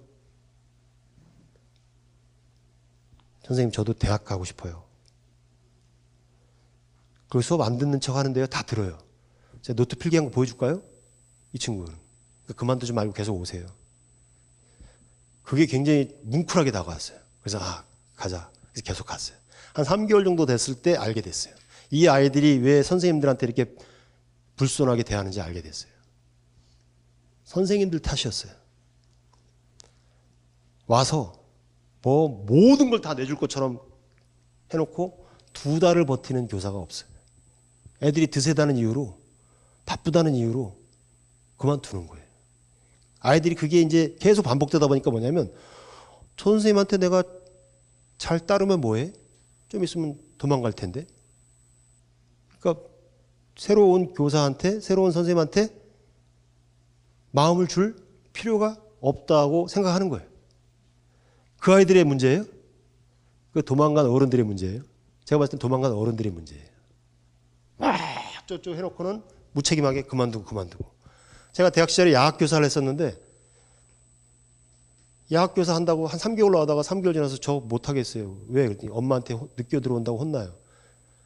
그거 단도리도 못하는 사람이 무슨 누굴 도와주겠다고 공장 다니는 노동자한테 야학을 하겠다고 그냥 너 앞으로 평생 이런 거 한다고 거기 가서 얘기하지 말아라. 그 청소년들, 탈학교 청소년들 아이한테 아이 한 명당 멘토가 한 7, 8명 붙어 있어요. 대학생들. 대학생 멘토가 있어요. 과목별로 있어요. 영어 가르쳐주는 멘토, 수학 가르쳐주는 멘토, 과학 가르쳐주는 멘토. 그러니까 학생 한 명당 그러니까 투자는 굉장히 많이 되는 거죠. 근데 이 멘토들 수시로 바뀌어. 오랫동안 버티는 멘토가 없어요. 대학생 멘토. 심지어는 아까 말했던 교사들도, 선생님들도 못 버티는 거예요. 그러니까 애들이 딱 마음을 닫아놓은 거예요. 닫아버린 거예요. 그리고 뭐 질문하면 아까 불순하게 말하고, 어차피 너 도망갈 건데 뭐 어차피 너 떠날 건데 뭐 내가 너한테 좋게 말해서 뭐해. 이런 심리인 거죠. 그리고 그 아이들에 대해 알아봤어요. 내가 쭉 알아봤어요. 상담도 하고 이렇게 좀 서류도 보고. 아이들이 수업을 듣기 싫어서 안 듣는 게 아니었더라고요. 밤새 주유소 알바, 편의점 알바, 주점 알바, 밤새 일하고 오는 거예요. 일하고. 왜? 그 일을 하지 않으면 생활이 안 되는 애들이. 조선 가정의 아이들. 부모가 이혼해서 엄마한테도 버림받고 아버지한테도 버림받은 아이들. 심지어는 밑에 남동생, 여동생이 있는 아이들. 자기가 알바를 해서 밤새 알바해서 돈을 벌고, 그래서 일명 88만 원 세대가 아니라 저는 44만 원 세대라고. 한 달 내내 알바해봤자 40몇만 원밖에 못 벌거든요. 44만 원 세대의 아이들이었던 거죠. 그 아이들한테 공부 안 한다고, 수업 제대로 안 듣는다고, 말 엉뚱하게 한다고 야단치는 것만 우리 어린들은 익숙해 있지, 정작 자기 스스로가 자기가 한 말을 책임지고 끝까지 머물러주고 버텨주는 교사가 없었던 거예요. 근데 그 친구들한테 그랬죠. 나는 임마 니들보다 훨씬 험한 사람들한 교도소, 노숙인 이런 사람들이 있었던 사람이 나는 안 도망가 이놈들아. 그러니까 이제 제가 뻥을 치면서 20명 정도가 그 임학교를 다녔는데 나중에 졸업할 때 5명 남았어요. 5명이 밴드 결성해갖고 음악 연주하면서 졸업식을 했는데 울음바다였죠. 뭐.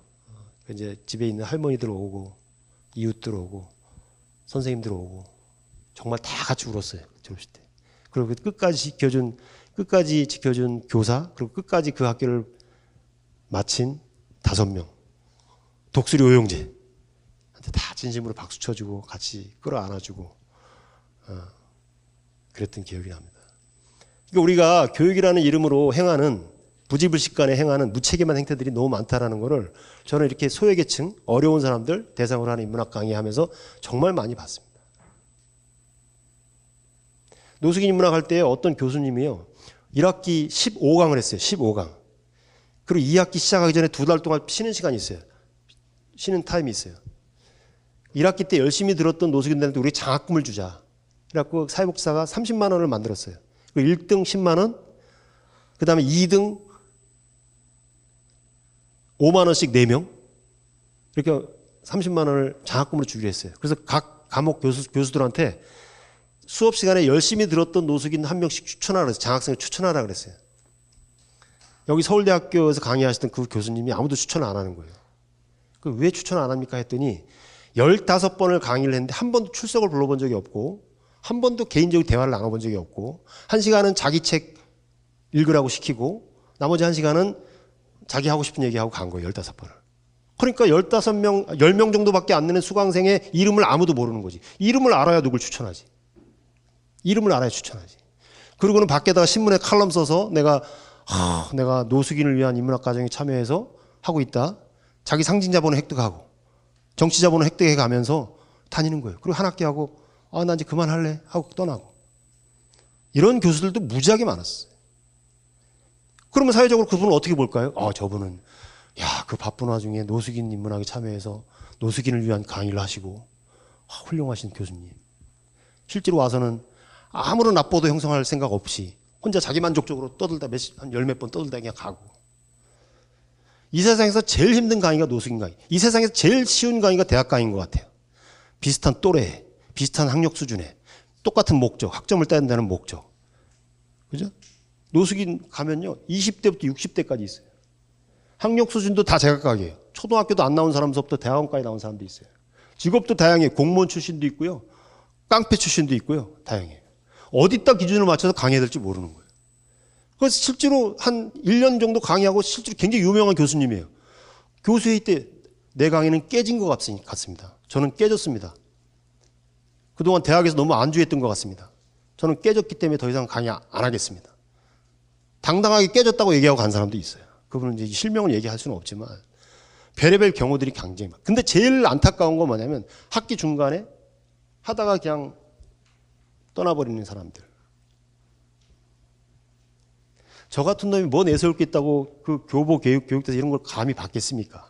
저는 그냥 내세울 게 없으니까 그냥 머물러 있는 거예요. 계속 부딪히는 거고. 그리고 이러죠. 노숙인들이 이제 강의 끝나면 교수님을 쫓아와요. 쫓아와서 교수님 질문이 있어요. 그러면 교수님 자세를 옆에서 없다가 이게 노숙인이 다가와 질문을 하면 일단 교수님 일단 엉덩이를 뒤로 빼요.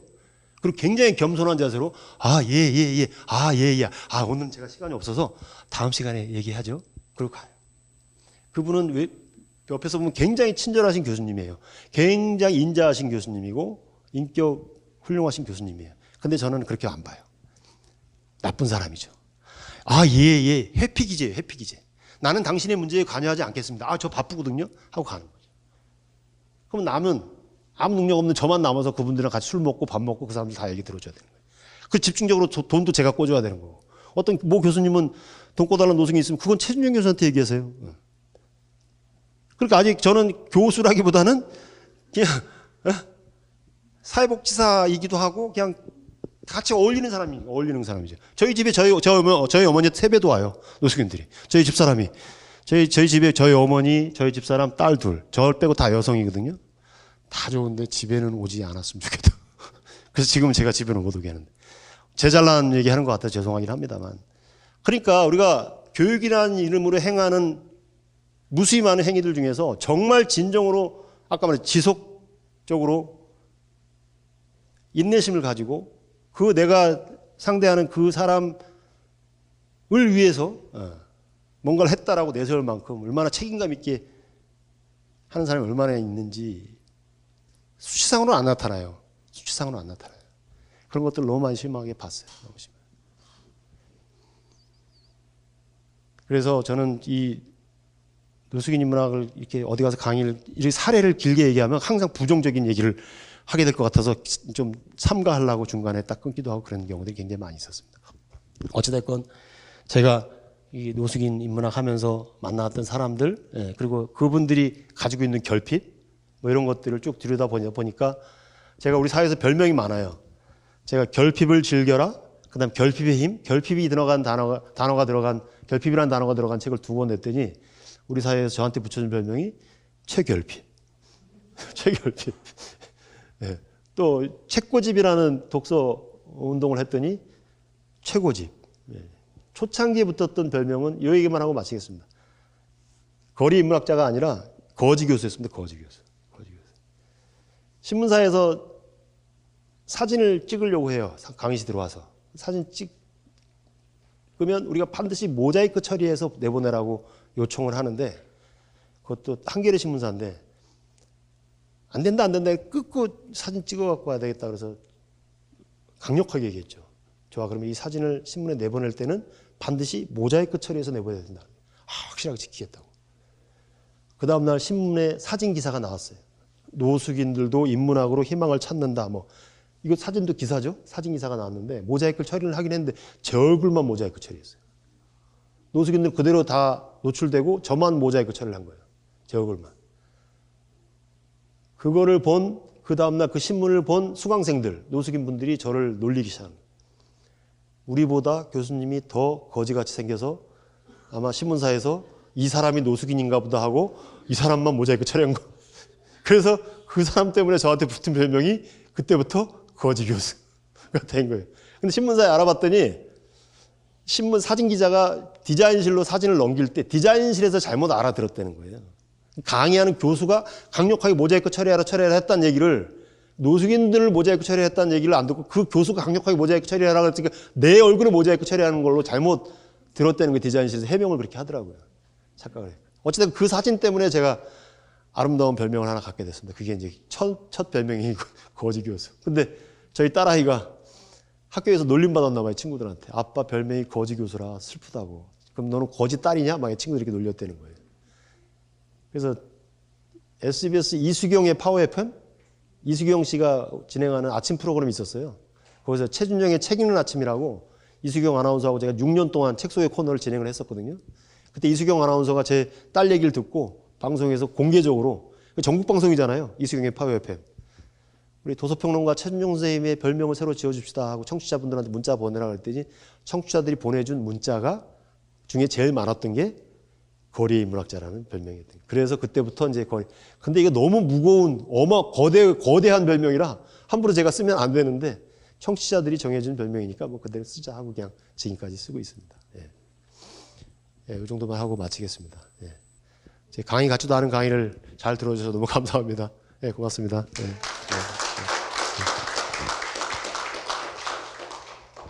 질문이 있으시거나 의견이 있으신 분이 있으면 말씀을 해 주십시오. 엉벙덤벙 제가 떠들었는데 질문 있을까요? 네? 계좌번호요? 예. 그건 아닌 것 같아요. 그냥 그 인터넷 서점이나 이런 데 들어가면 뜨니까, 예, 혹시 사실 의향이 있으면 아까 농담한 거고 한 권 사시면 감사하겠고요. 예. 고맙습니다. 마음만 받겠습니다. 네. 또 질문이 없는 건 강의가 너무 완벽했거나 전혀 와닿지 않았거나 두 번째 후자의 경우인 것 같기도 하고. 예. 선생님 강연 너무 정말 잘 들었습니다. 네, 오늘 들으면서 제가 제일 기억에 남았던 거는 그 옆에 머물러 있어주는 거, 그게 네. 제일 핵심이고 그 사람들에게 필요한 그 도움이자 과정이다라고 얘기해 주셨는데, 저는 교보 재단에서 왔고요, 선생님. 아, 그래요? 네, 알고 계시겠지만 재단에서도 이제 장학 사업을 하거든요. 네네.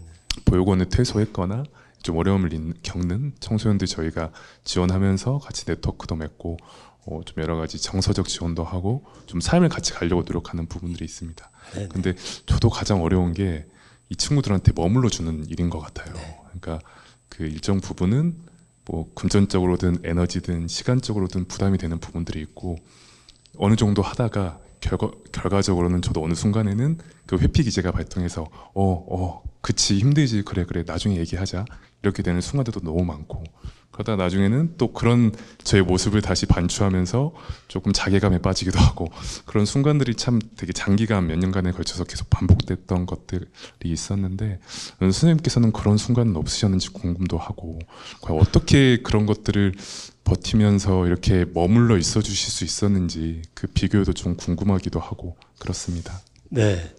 다시 한번 환기해 주셔서 너무 감사합니다. 제가 그 교보 심사 때도 힘줘서 얘기했던 게, 제가 하는 인문학은 뭐 대단한 학문적인 성취 동기를 유발시키는 강의가 아니라 외롭고 힘들고 가난한 사람들의 옆에 다가가서 곁이 되어주는 거다. 곁이 되어주는 것이라고 제가 얘기를 했었는데, 우리 선생님께서 또 그 말씀을 또 환기시켜 주셨습니다. 제가 뭐 딱히 뭐 열정이 넘치고 헌신적이고 뭐 봉사정신이 뛰어나고 그래서 뭐 오래 머물렀던 것 같지는 않고요. 아까 좀 약간 자조적으로 뭐 불러주는 데가 없어서 난 여기 있었다고 하는데, 굳이 구분해서 얘기하자면 저는 그런 것 같아요. 제가 이제 모든 일반인들을 이렇게 제가 분류할 수는 없지만, 이 저랑 같이 대학 때 야학 교사에서부터 시작해서, 참 야학 얘기를 하자면 간단하게 20세기 야학은 노동자들을 위한 야학이었잖아요. 21세기 야학인 이 노숙인 인문학은 노동조차 할 수 없는 사람들을 대상으로 하는 야학인 것 같아요. 저는 그렇게 정의를 하는데, 야학 교사들, 인문학에 참여했던 교수들 분류해서 생각을 해보면 두 부류가 나누는 것 같아요. 가난을 관념적으로 아는 사람들, 가난을 책을 보고 아는 사람들. 근데 저는 가난을 몸으로 아는 사람이거든요. 어렸을 때부터 가난했고, 실제로 아버지 없이 저희 어머니가 남의 집살이 하면서 저를 키웠고, 사실 제 고등학교를 마치지 않고 공장에 간 것도 경제적인 이유 때문에 그런 거거든요. 학교에 사고 쳐 잘린 게 아니라 우리 어머니가 너무 고생하시는데 내가 좀 보태야 되겠다 그래서 공장에 다니면서, 근데 공부 좀 했으니까 아까워서 아까 대전 청년처럼 공부하면 뭔가 될 것 같다 그래서 계속 한 거고, 그래서 가난을 저는 뭐 그야말로 몸으로 아는 거죠. 그래서 가난한 사람들이 남처럼 보이지가 않아요. 남처럼 보이지가 않고 우리 어머니 같고, 어머니들 보면 이웃들 그렇고요. 우리 사회에서 한동안 어르신들을 너무 폄훼하는 문화가 있었죠. 싹 텄죠. 근데 공교롭게도 그게 굉장히 사회 변혁을 주도했다라고 하는 사람들이 그 진영에서 그렇게 했던 것 같아요. 뭐 태극기 부대라 그래서 뭐 적폐라 그러고 꼰대라 그러고, 그죠? 보수 꼴통이라 그러고. 그러면 안 돼요. 그분들은요, 앞만 보고 달려오느라고 민주주의가 뭔지 인문학이 뭔지 들을 겨를이 없이 정말 자식들 교육시킨다고 모래바람 맞아가면서 월남전에 총발이 되면서 열심히 산 분들이잖아요. 그분들이 잘못 판단할 수 있어요. 특정한 사람을 숭상할 수도 있어요. 그렇다고 내치고 적폐라고 할 것이 아니라 다가가서 어머니 저 신호등 지키는 게 인문학이에요. 그게 민주주의예요. 이렇게 다가가서 차 한 잔 대접하고 밥 한 끼 사드리면서 얘기해 줄 수 있는 사람이 없잖아요. 제가 모 지자체장 찾아가서 부탁했어요. 제가 어르신 인문학 좀 하고 싶다고. 적폐라고 내몰지 말고 꼰대라고 내몰지 말고 신호등도 안 지키는 무식한 노인네라고 뒷방 노인네라고 하지 말고 그분들 모아놓고 식사도 대접하고 사는 얘기도 하고 싶어요. 그랬더니 그 지자체에서 뭐라는지 알아요? 그런 사람들 도와줘 봐야 표 안 됩니다. 학부모들이나 청년들 모아서 강의 기획하세요. 그러면 지원해 줄게요. 학부모들이나 청년들은 모아놓고 예산 써가면서 지원해주면 표가 된다는 거예요. 근데 노인네들은 이미 꼰대라 특정 생각이 경도되어 있는 분들이라 그분들은 도와줘봐야 표 안 되니까 거기다 예산 안 쓰겠습니다. 예산이 무슨 지 쌈짓돈인지 아는 거죠. 지 정치 향이하기 위한 수단이에요, 예산이? 아니잖아요. 정말 힘든 사람들한테 더 필요한 게 예산이잖아요. 거기다는 예산이 안 가요. 왜? 도와줘봤자 표 안 된다는 거죠. 노숙인이 왜 이렇게 홀대받는지 아세요? 유권자가 아니거든요. 주민등록이 말소됐으니까. 구조 바깥으로 튕겨져 나간 사람들. 저 사람들 위해서 아무리 지자체에 도와줘봐야 유권자가 아니까 표가 안 돼요. 안 도와주는 거예요. 굉장히 지극히 현실적인 논리예요. 저는 그런 걸 너무 잘 알거든요. 가난한 사람 곁에 누가 안 오죠. 오면 계속 도와달라고나 하고 찍자나 붙고 그럴까 봐. 그럼 저는 그렇지 않다는 거 알거든요. 가난한 사람들의 내면을 들여다봐야 돼요. 그분들은요, 누구한테 패기치지 않으려고 무지하게 애쓰는 사람들이에요. 오히려 더 감수성이 예민한 분들이에요. 새 모녀가 죽으면서도 그달치 월세를 남겨놓고 죽잖아요. 죽어버리는데 방세 그게 뭐가 중요해요. 근데도 그달치 월세하고 전기세 남겨놓고 죽잖아요. 그게 가난한 사람들의 마음이에요. 설령 내가 죽더라도 누구한테 패기치지 않겠다. 근데 그렇다고 해서 그런 마음은 안 알아주죠. 안 알아주죠. 저래도 알아주자. 제가 잘나서가 아니라 제가 그걸 잘 아니까. 많이 겪었으니까. 그게 있는 거예요. 이거 있는다고 해서 돈이 되거나 뭐 그런 거 아니죠. 근데 있는 거예요, 그냥. 뭐 무슨 대단한 철학적 의미로 있는 것도 아니고 그냥 몸에 배어 있는 거고 그냥 있으려고요, 그렇게 저는. 네. 그러면 뭐 제가 높아지기 위해서 그 낮은 곳을 가는 게 아니라 더 낮아지기 위해서 계속 아래로 내려가야 될 것 같아요. 지식인의 사명이 그런 거 아니에요? 저는 뭐 지식인이라고 하기는 그렇지만. 그죠? 네. 우리나라 국민교육 현장 얼마나 화려했어요, 문구가. 우리는 민족 중의 역사적 사명을 띠고 있다. 그때 조국에 뭐 어쩌고저쩌고 좋은 말이나 좋은 말은 다 들어가 있잖아요. 아프리카 탄자니아의 국민교육 현장은 그래요. 우리가 공부하기까지 우리를 위해서 고생했던 농민들, 노동자들, 이 사람들이 고생해서 우리가 영국 유학도 갔다 오고 공부를 할 수 있었으니까 우리가 만약에 뭔가를 배웠다면 이분들한테 돌려주자. 이게 국민교육 현장이에요. 그게 맞죠? 누군가의 희생 위에 우리가 공부하고 있는 거잖아요, 사실은. 저절로 혼자 잘나서 공부한 게 아니거든요. 이 구조 속에서 뭔가 혜택을 받고 누리면서 공부해오고 있는 거거든요. 그럼 누린 만큼 나눠줘야 되는데 안 나눠주잖아요, 대부분. 그죠? 그러니까 구분 소나무가 선산을 지키는 거예요. 잘난 소나무들은 다 베어가고 도시로 떠나서 자기 잘나서 다 서울 살고 어쩌다 한두 번 시골 내려오면 생색내고 힘들게 내려왔다고. 그리고 그 자식 키우려고 부모들이 허리가 휘면서 고생한 거는 생각 안 하잖아요. 그럼 저같이 못난 소나무는 옆에 있어요. 동네 치숙들, 모자란 삼촌들. 제가 전형적으로 모자란 삼촌이죠. 저는 평생 모자란 삼촌으로 그냥 시골에 있을 거예요.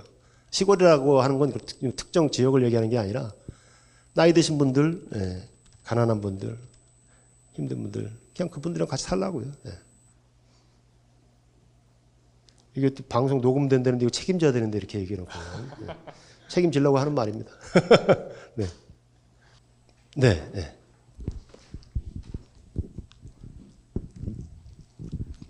그 아까 교육 시작할 때 뭐 네. 그냥 협조만 구하고 직접 사람을 이렇게 모아서 하신다고 하셨잖아요. 노숙자분들께. 근데 그분들이 교육에 진짜 관심이 있으셔서 자발적으로 이렇게 모이시는 경우가 있는지 아니면은 이게 좀 다른 방식으로 어떤 방법을 쓰신 게 있으신지. 테크닉이 좀 있죠. 아주 핵심을 팍 찌르는 질문을 하셨네. 그러니까 예를 들어서 이 노숙인 시설에서 10강 정도의 강의를 기획해서 하려고 하면 그 사회복지사가 수강생을 모아야 되잖아요. 그 정규 강좌가 시작하기 전에 제가 무료로 가서 특강을 해요. 앞으로 진행할 인문학 강좌는 이런 겁니다. 하고 소개하는 거죠. 소개하는 거죠. 그래서 그런 거 하면 들을만한데?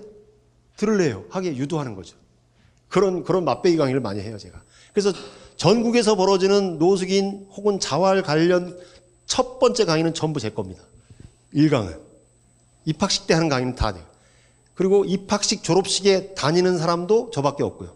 무수히 많은 강사들이 있지만 자기 강의 시간에는 오지만 입학식 때, 졸업식 때 안 와요. 왜냐하면 그때는 강사비가 없거든요. 네, 저만 가죠. 네.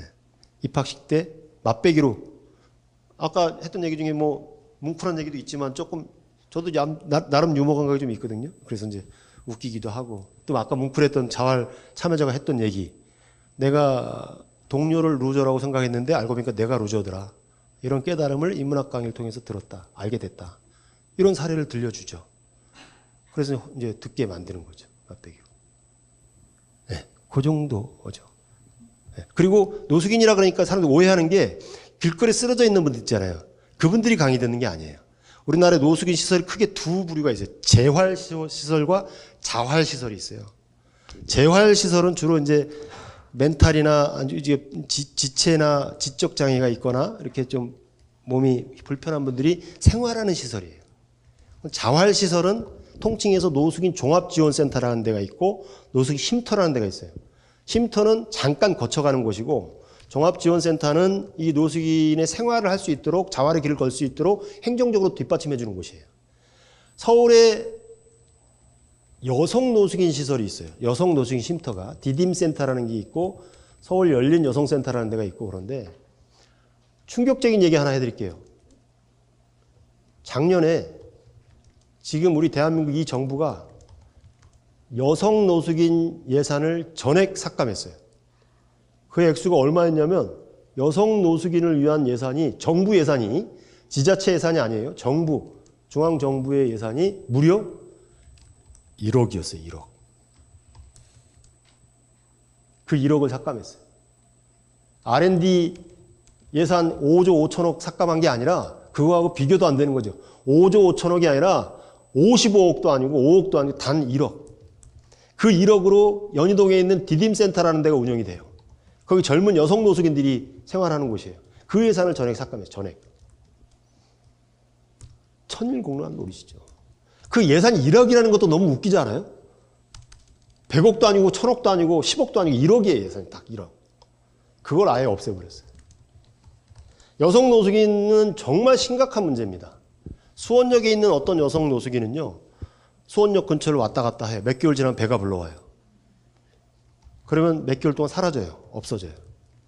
그러다가 한 반년, 1년 지나면 다시 나타나요. 배가 홀쭉해서.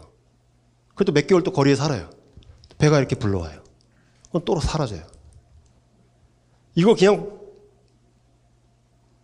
이대로 놔둬야 돼요? 어마어마한 문제거든요. 아무도 케어하는 사람은 없어요. 상시적 성폭력의 대상, 반대로 도저히 살 방법이 없으니까 바카스 아줌마라 그래갖고 지나가는 사람들 끄집어 당겨가지고 3,000원만 줘, 5,000원만 줘 하고 몸으로 먹고 사는 사람도 있고 그래요. 이게 실태가 다는 사실이에요. 아무도 나서서 하지 않아요. 근데 그 여성 노숙인을 처음으로 예산이 만들어진 거예요.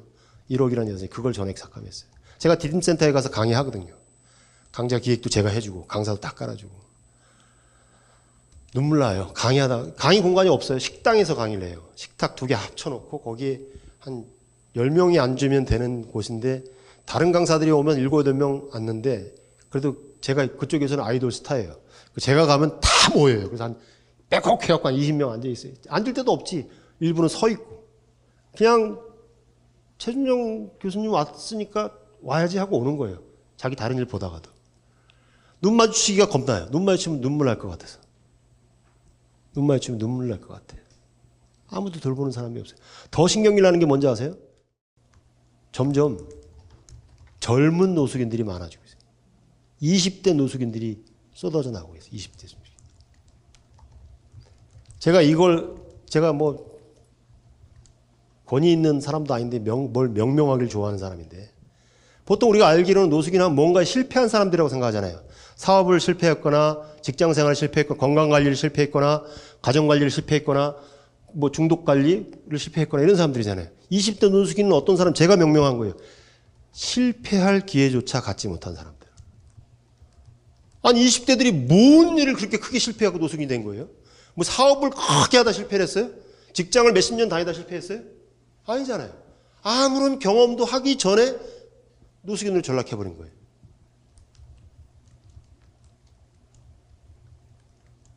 아무도 몰라요. 너무 속상해요. 너무 속상해요.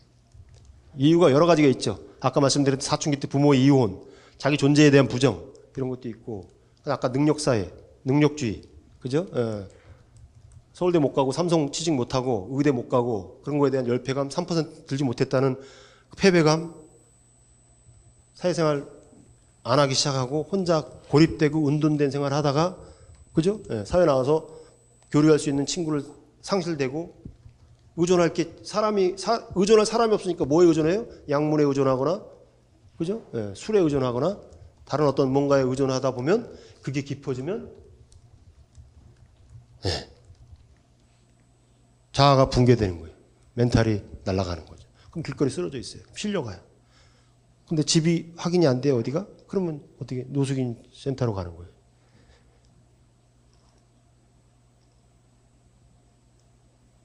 이게 너무너무 안타까워요. 너무너무 안타까워요. 특히 저는 그래서 제가 뭐 유튜브라고 지금 핸드폰 켜갖고 유튜브 라포TV 검색해갖고 구독 눌러주세요.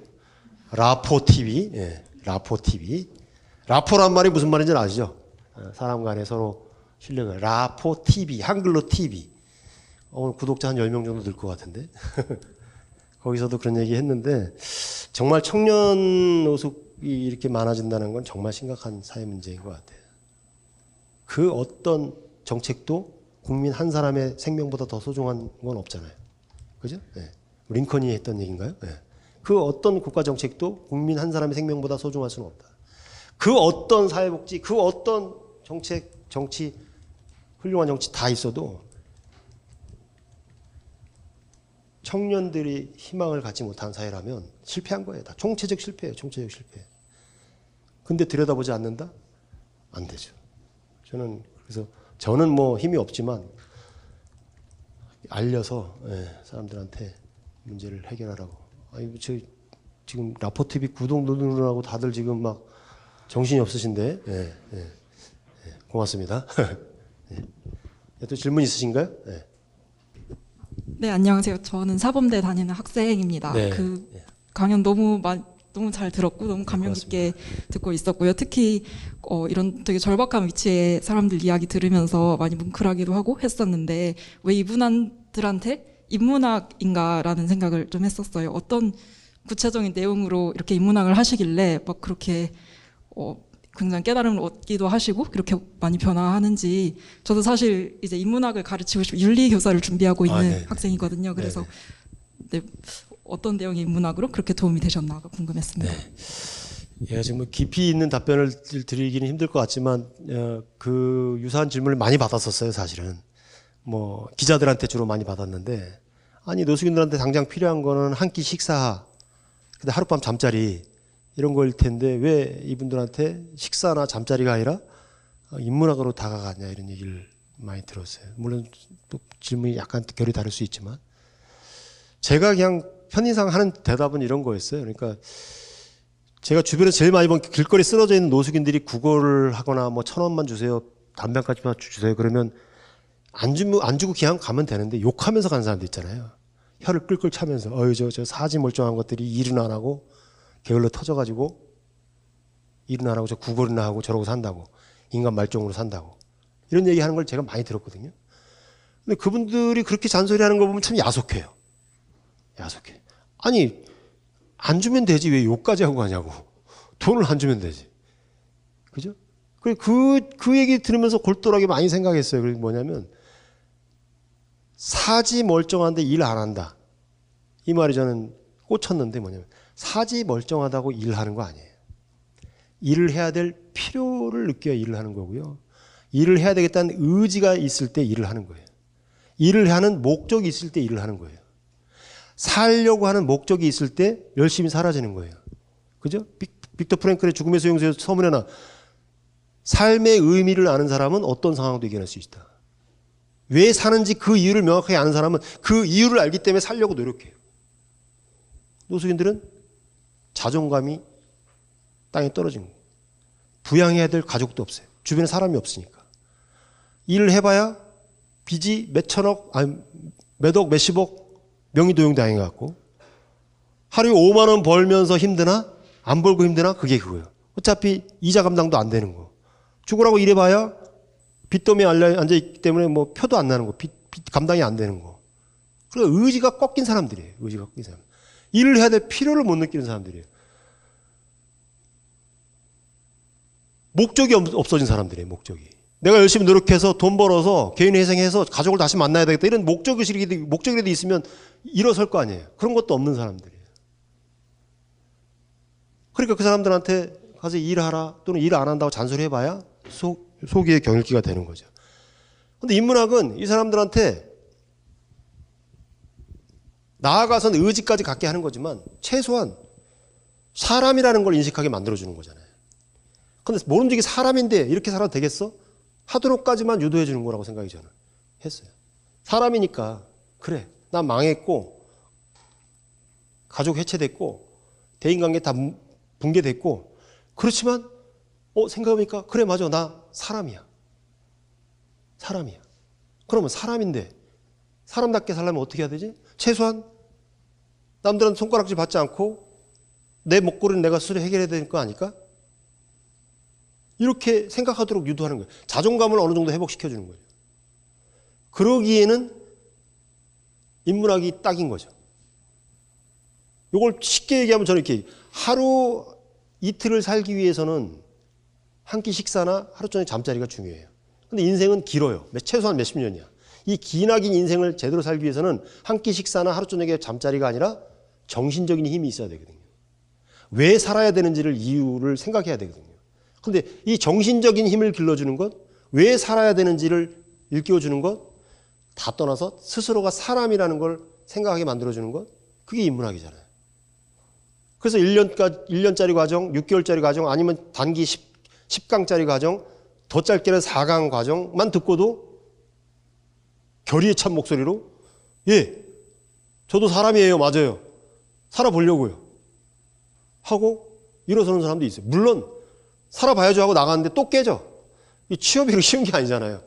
그죠? 신용불량은 기본, 아까 주민등록이 말소된 상태, 거리에 살면 오래 살았으니까 건강 상태 안 좋고, 그죠? 예, 지금은 뭐 어디 취직하려면 누구 신원보증 이런 게 없어졌지만, 그래도 최소한 이 사람이 정상적으로 일을 할 수 있는 사람인지 기준을 보잖아요.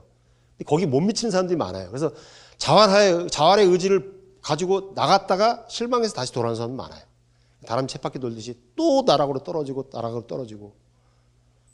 그 저 높은 데 올라가는 사다리가 아니라 지하에서 지상으로만 올라오는 데까지 필요한 사다리도 누군가 이미 걷어차버리고 없어요.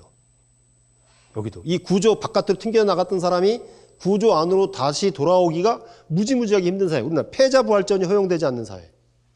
승자 독식의 사회. 그죠? 네. 우승열패의 신화가 있는 사회. 이런 얘기 하잖아요. 그러니까 의지를 가졌다가 꺾이는 사람들 많이 봤어요. 그렇지만 중요한 것은 저는 그 의지를 가졌다는 게 중요한 거예요. 내가 사람이라는 걸 인식하기 시작했다는 게 중요한 거예요. 명색이 꼴에 저도 스승이라고 스승의 날 전화를 받아요. 선생님 고맙습니다. 옛날에 저랑 만났던 노숙인이 전화를 해요. 돈 많이 벌었다고 맛있는 거 사준다고 오라 그래요. 나가면 없어요. 안 와요. 그 다음에 또 전화가 와요. 올해는 진짜 돈 많이 벌어 맛있는 거 사준다고. 또 나가면 또 안 와요. 이제 안 나가요. 전화도. 그 사람이 굉장히 미웠어요. 근데 가만히 생각해보니까 그 사람이 굉장히 고마운 사람들이라고. 그래도 스승이나 잊지 않고 전화한 거잖아요. 그리고 살아있다는 걸 확인시켜줬잖아요. 저한테. 그죠? 비록 돈은 못 벌었는데 마음은 그거잖아요. 맛있는 거 사주고 싶은 거잖아요. 마음은. 그래서 생각해보니까 이 전화가 굉장히 고마운 전화구나. 이런 생각이 들어요. 물론 누구처럼 꽃다발 받아보고 뭐 무슨 백화점 상품권 이런 거 받아본 적은 없지만 그 전화 한 통화 해주는 그 마음이 소중하다는 걸 나중에 깨우쳤어요. 저도. 처음에는 신경이 났어요. 아니 사람 골리는 것도 아니고. 그랬는데 가만히 생각해보니까 그렇게 전화해주는 거가 정말 고마운 일이구나라는 생각이 들더라고요. 근데 그것도 요즘 안 와요. 몇 년 전부터 전화가. 걱정돼요. 심히 걱정돼요. 하다못해 돈 꿔달라는 전화라도 오면 반가운데 돈 꿔주는 건 힘든 일이지만 살아있다는 걸 확인시켜주는 거잖아요. 근데 그런 전화도 끊어진 사람들이 많이 있어요. 아쉽고 안타깝죠. 아까 말했지만 인문학과정 참여하고 나서 자활의 의지를 불태웠다가 다시 나가라고 떠진 사람들이 굉장히 많죠. 우리 사회가 이렇게 코락코락한 사회가 아닌 것 같아요. 근데 어쨌든 그렇게 그런 인문학이야말로 이분들의 정신적인 삶을 정신적인 힘, 정신의 힘을 길러주는데 맞춤하다고 생각한 거죠.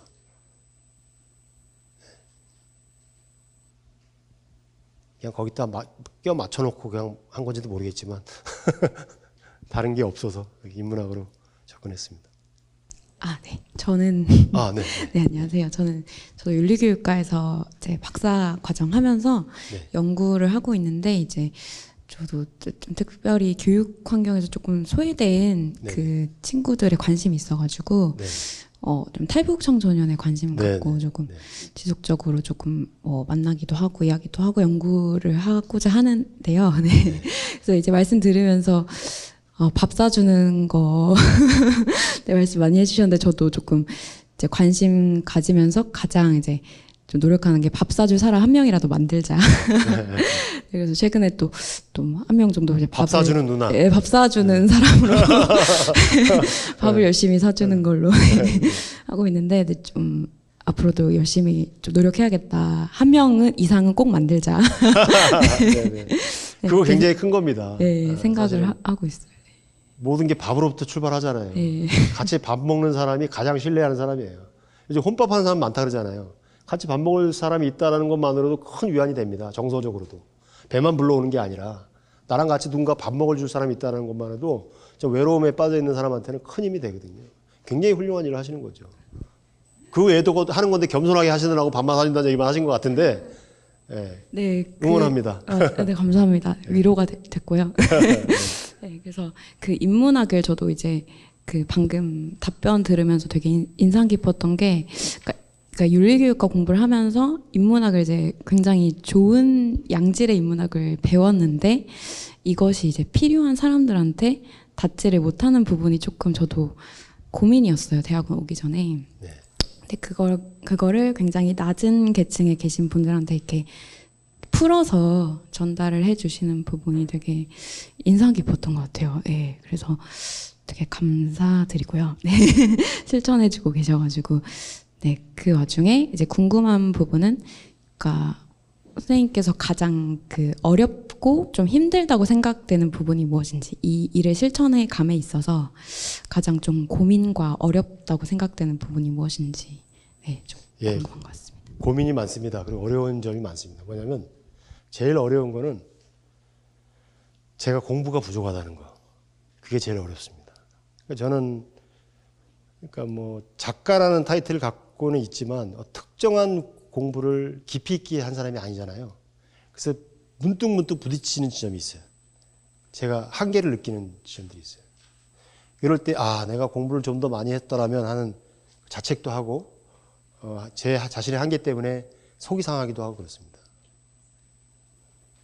그래서 이제 공부를 좀 체계적으로 해보자 이런 생각을 뒤늦게 한 적도 많고요. 왜 그러냐면요. 우리가 일반인들이 이해하기를 노숙하는 사람들, 이런 사람들은 쉽게 못 배운 사람이라고 생각하잖아요. 정말 오해예요. 이분들은요, 세상 돌아가는 소식을 누구보다 빨리 아는 사람들이에요. 뉴스 시간대별로 다 보기 때문에 김호중 사건이 어떻게 진척되고 있는지 최신 뉴스를 알고 있는 사람이에요. 시간대별 뉴스를 다 보잖아요. 우리는 신문을 대충 보잖아요. 이분은 단신까지 다 읽어요. 그리고 심지어 신문을 덮고 자요. 신문 활용도가 제일 높은 사람들이에요. 신문사에 상 줘야 돼요. 그리고 단신까지 본다는 얘기는 세상 돌아가는 속속들이 다 안다는 얘기예요. 네? 네. 그리고 이분들이 싸우는 거 보면 다 지식 관련된 거, 뭐 예를 들어서 남대문 이렇게 써있냐, 남대문 이렇게 써있냐가 싸워요. 서로 맞다고 멱살잡이까지. 누가 맞아요? 둘 다 틀리죠. 숭례문이라고 써있지 무슨 남대문이라고 써있어요. 아주 농담이고요. 근데 그리고 제가 진짜 하고 싶은 얘기 뭐냐면 혼자 있는 시간이 많기 때문에 존재론적 고민이 굉장히 깊어요. 자기 존재에 대한 고민을 굉장히 깊게 해요.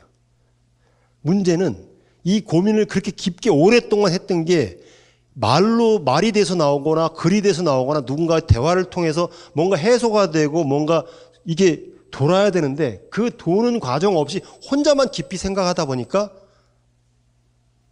이게 이제 망상이나 분열증으로까지 가기도 하는 거죠. 그 직전 단계가 우울증이고요. 그러니까 어떤 분하고 대화하다 보면 내가 도저히 따라갈 수 없는 지경의 철학적 고민을 하고 있는 사람들이 있어요. 진짜로. 그럼 제가 감히 어떻게 못해요? 내가 공부가 짧아가지고. 그럴 때는 이제 철학 교수님한테 이렇게 제가 데리고 가서 이렇게 철학 교수님한테 도와달라고 하기도 하고 이렇게 하는데 문제는 그 철학 교수님들은 항상 바쁘잖아요. 여기서 강의 하러 와서 강의 끝나면 바로 가셔야 되잖아요. 워낙 바쁘신 분들이니까. 그러니까 제가 누군가 가서 이렇게 얘기하는 거를 별로 안 좋아하시는 것 같아요. 그러니까 저는 답이 없고 그러니까 에이 복잡한 건 난 모르겠고 무식해서 모르겠고 밥이나 같이 먹읍시다. 이게 답이에요. 때로는 술 한잔 같이 합시다. 이렇게 답이고. 예. 뭐 그런 정도. 그게 제일 어려운 점이에요. 제가 공부가 짧다는 거. 그게. 그래서 지금까지는 뭐 공부가 짧은 걸 몸으로 때우고 뭐 마음으로 때우고 이렇게 했는데 언제까지 이렇게 날로 먹어서는 안 되겠고 저 서울대학교 입학 좀 시켜주세요. 예. 열심히 공부할게요. 자격이 안 되는데. 선생님 밑에서 열심히 공부하겠습니다. 예, 하여튼 그래요. 공부는 뭐 그리고 뭐 꼭 대학에서만 하는 게 아니라 평생 하는 거잖아요.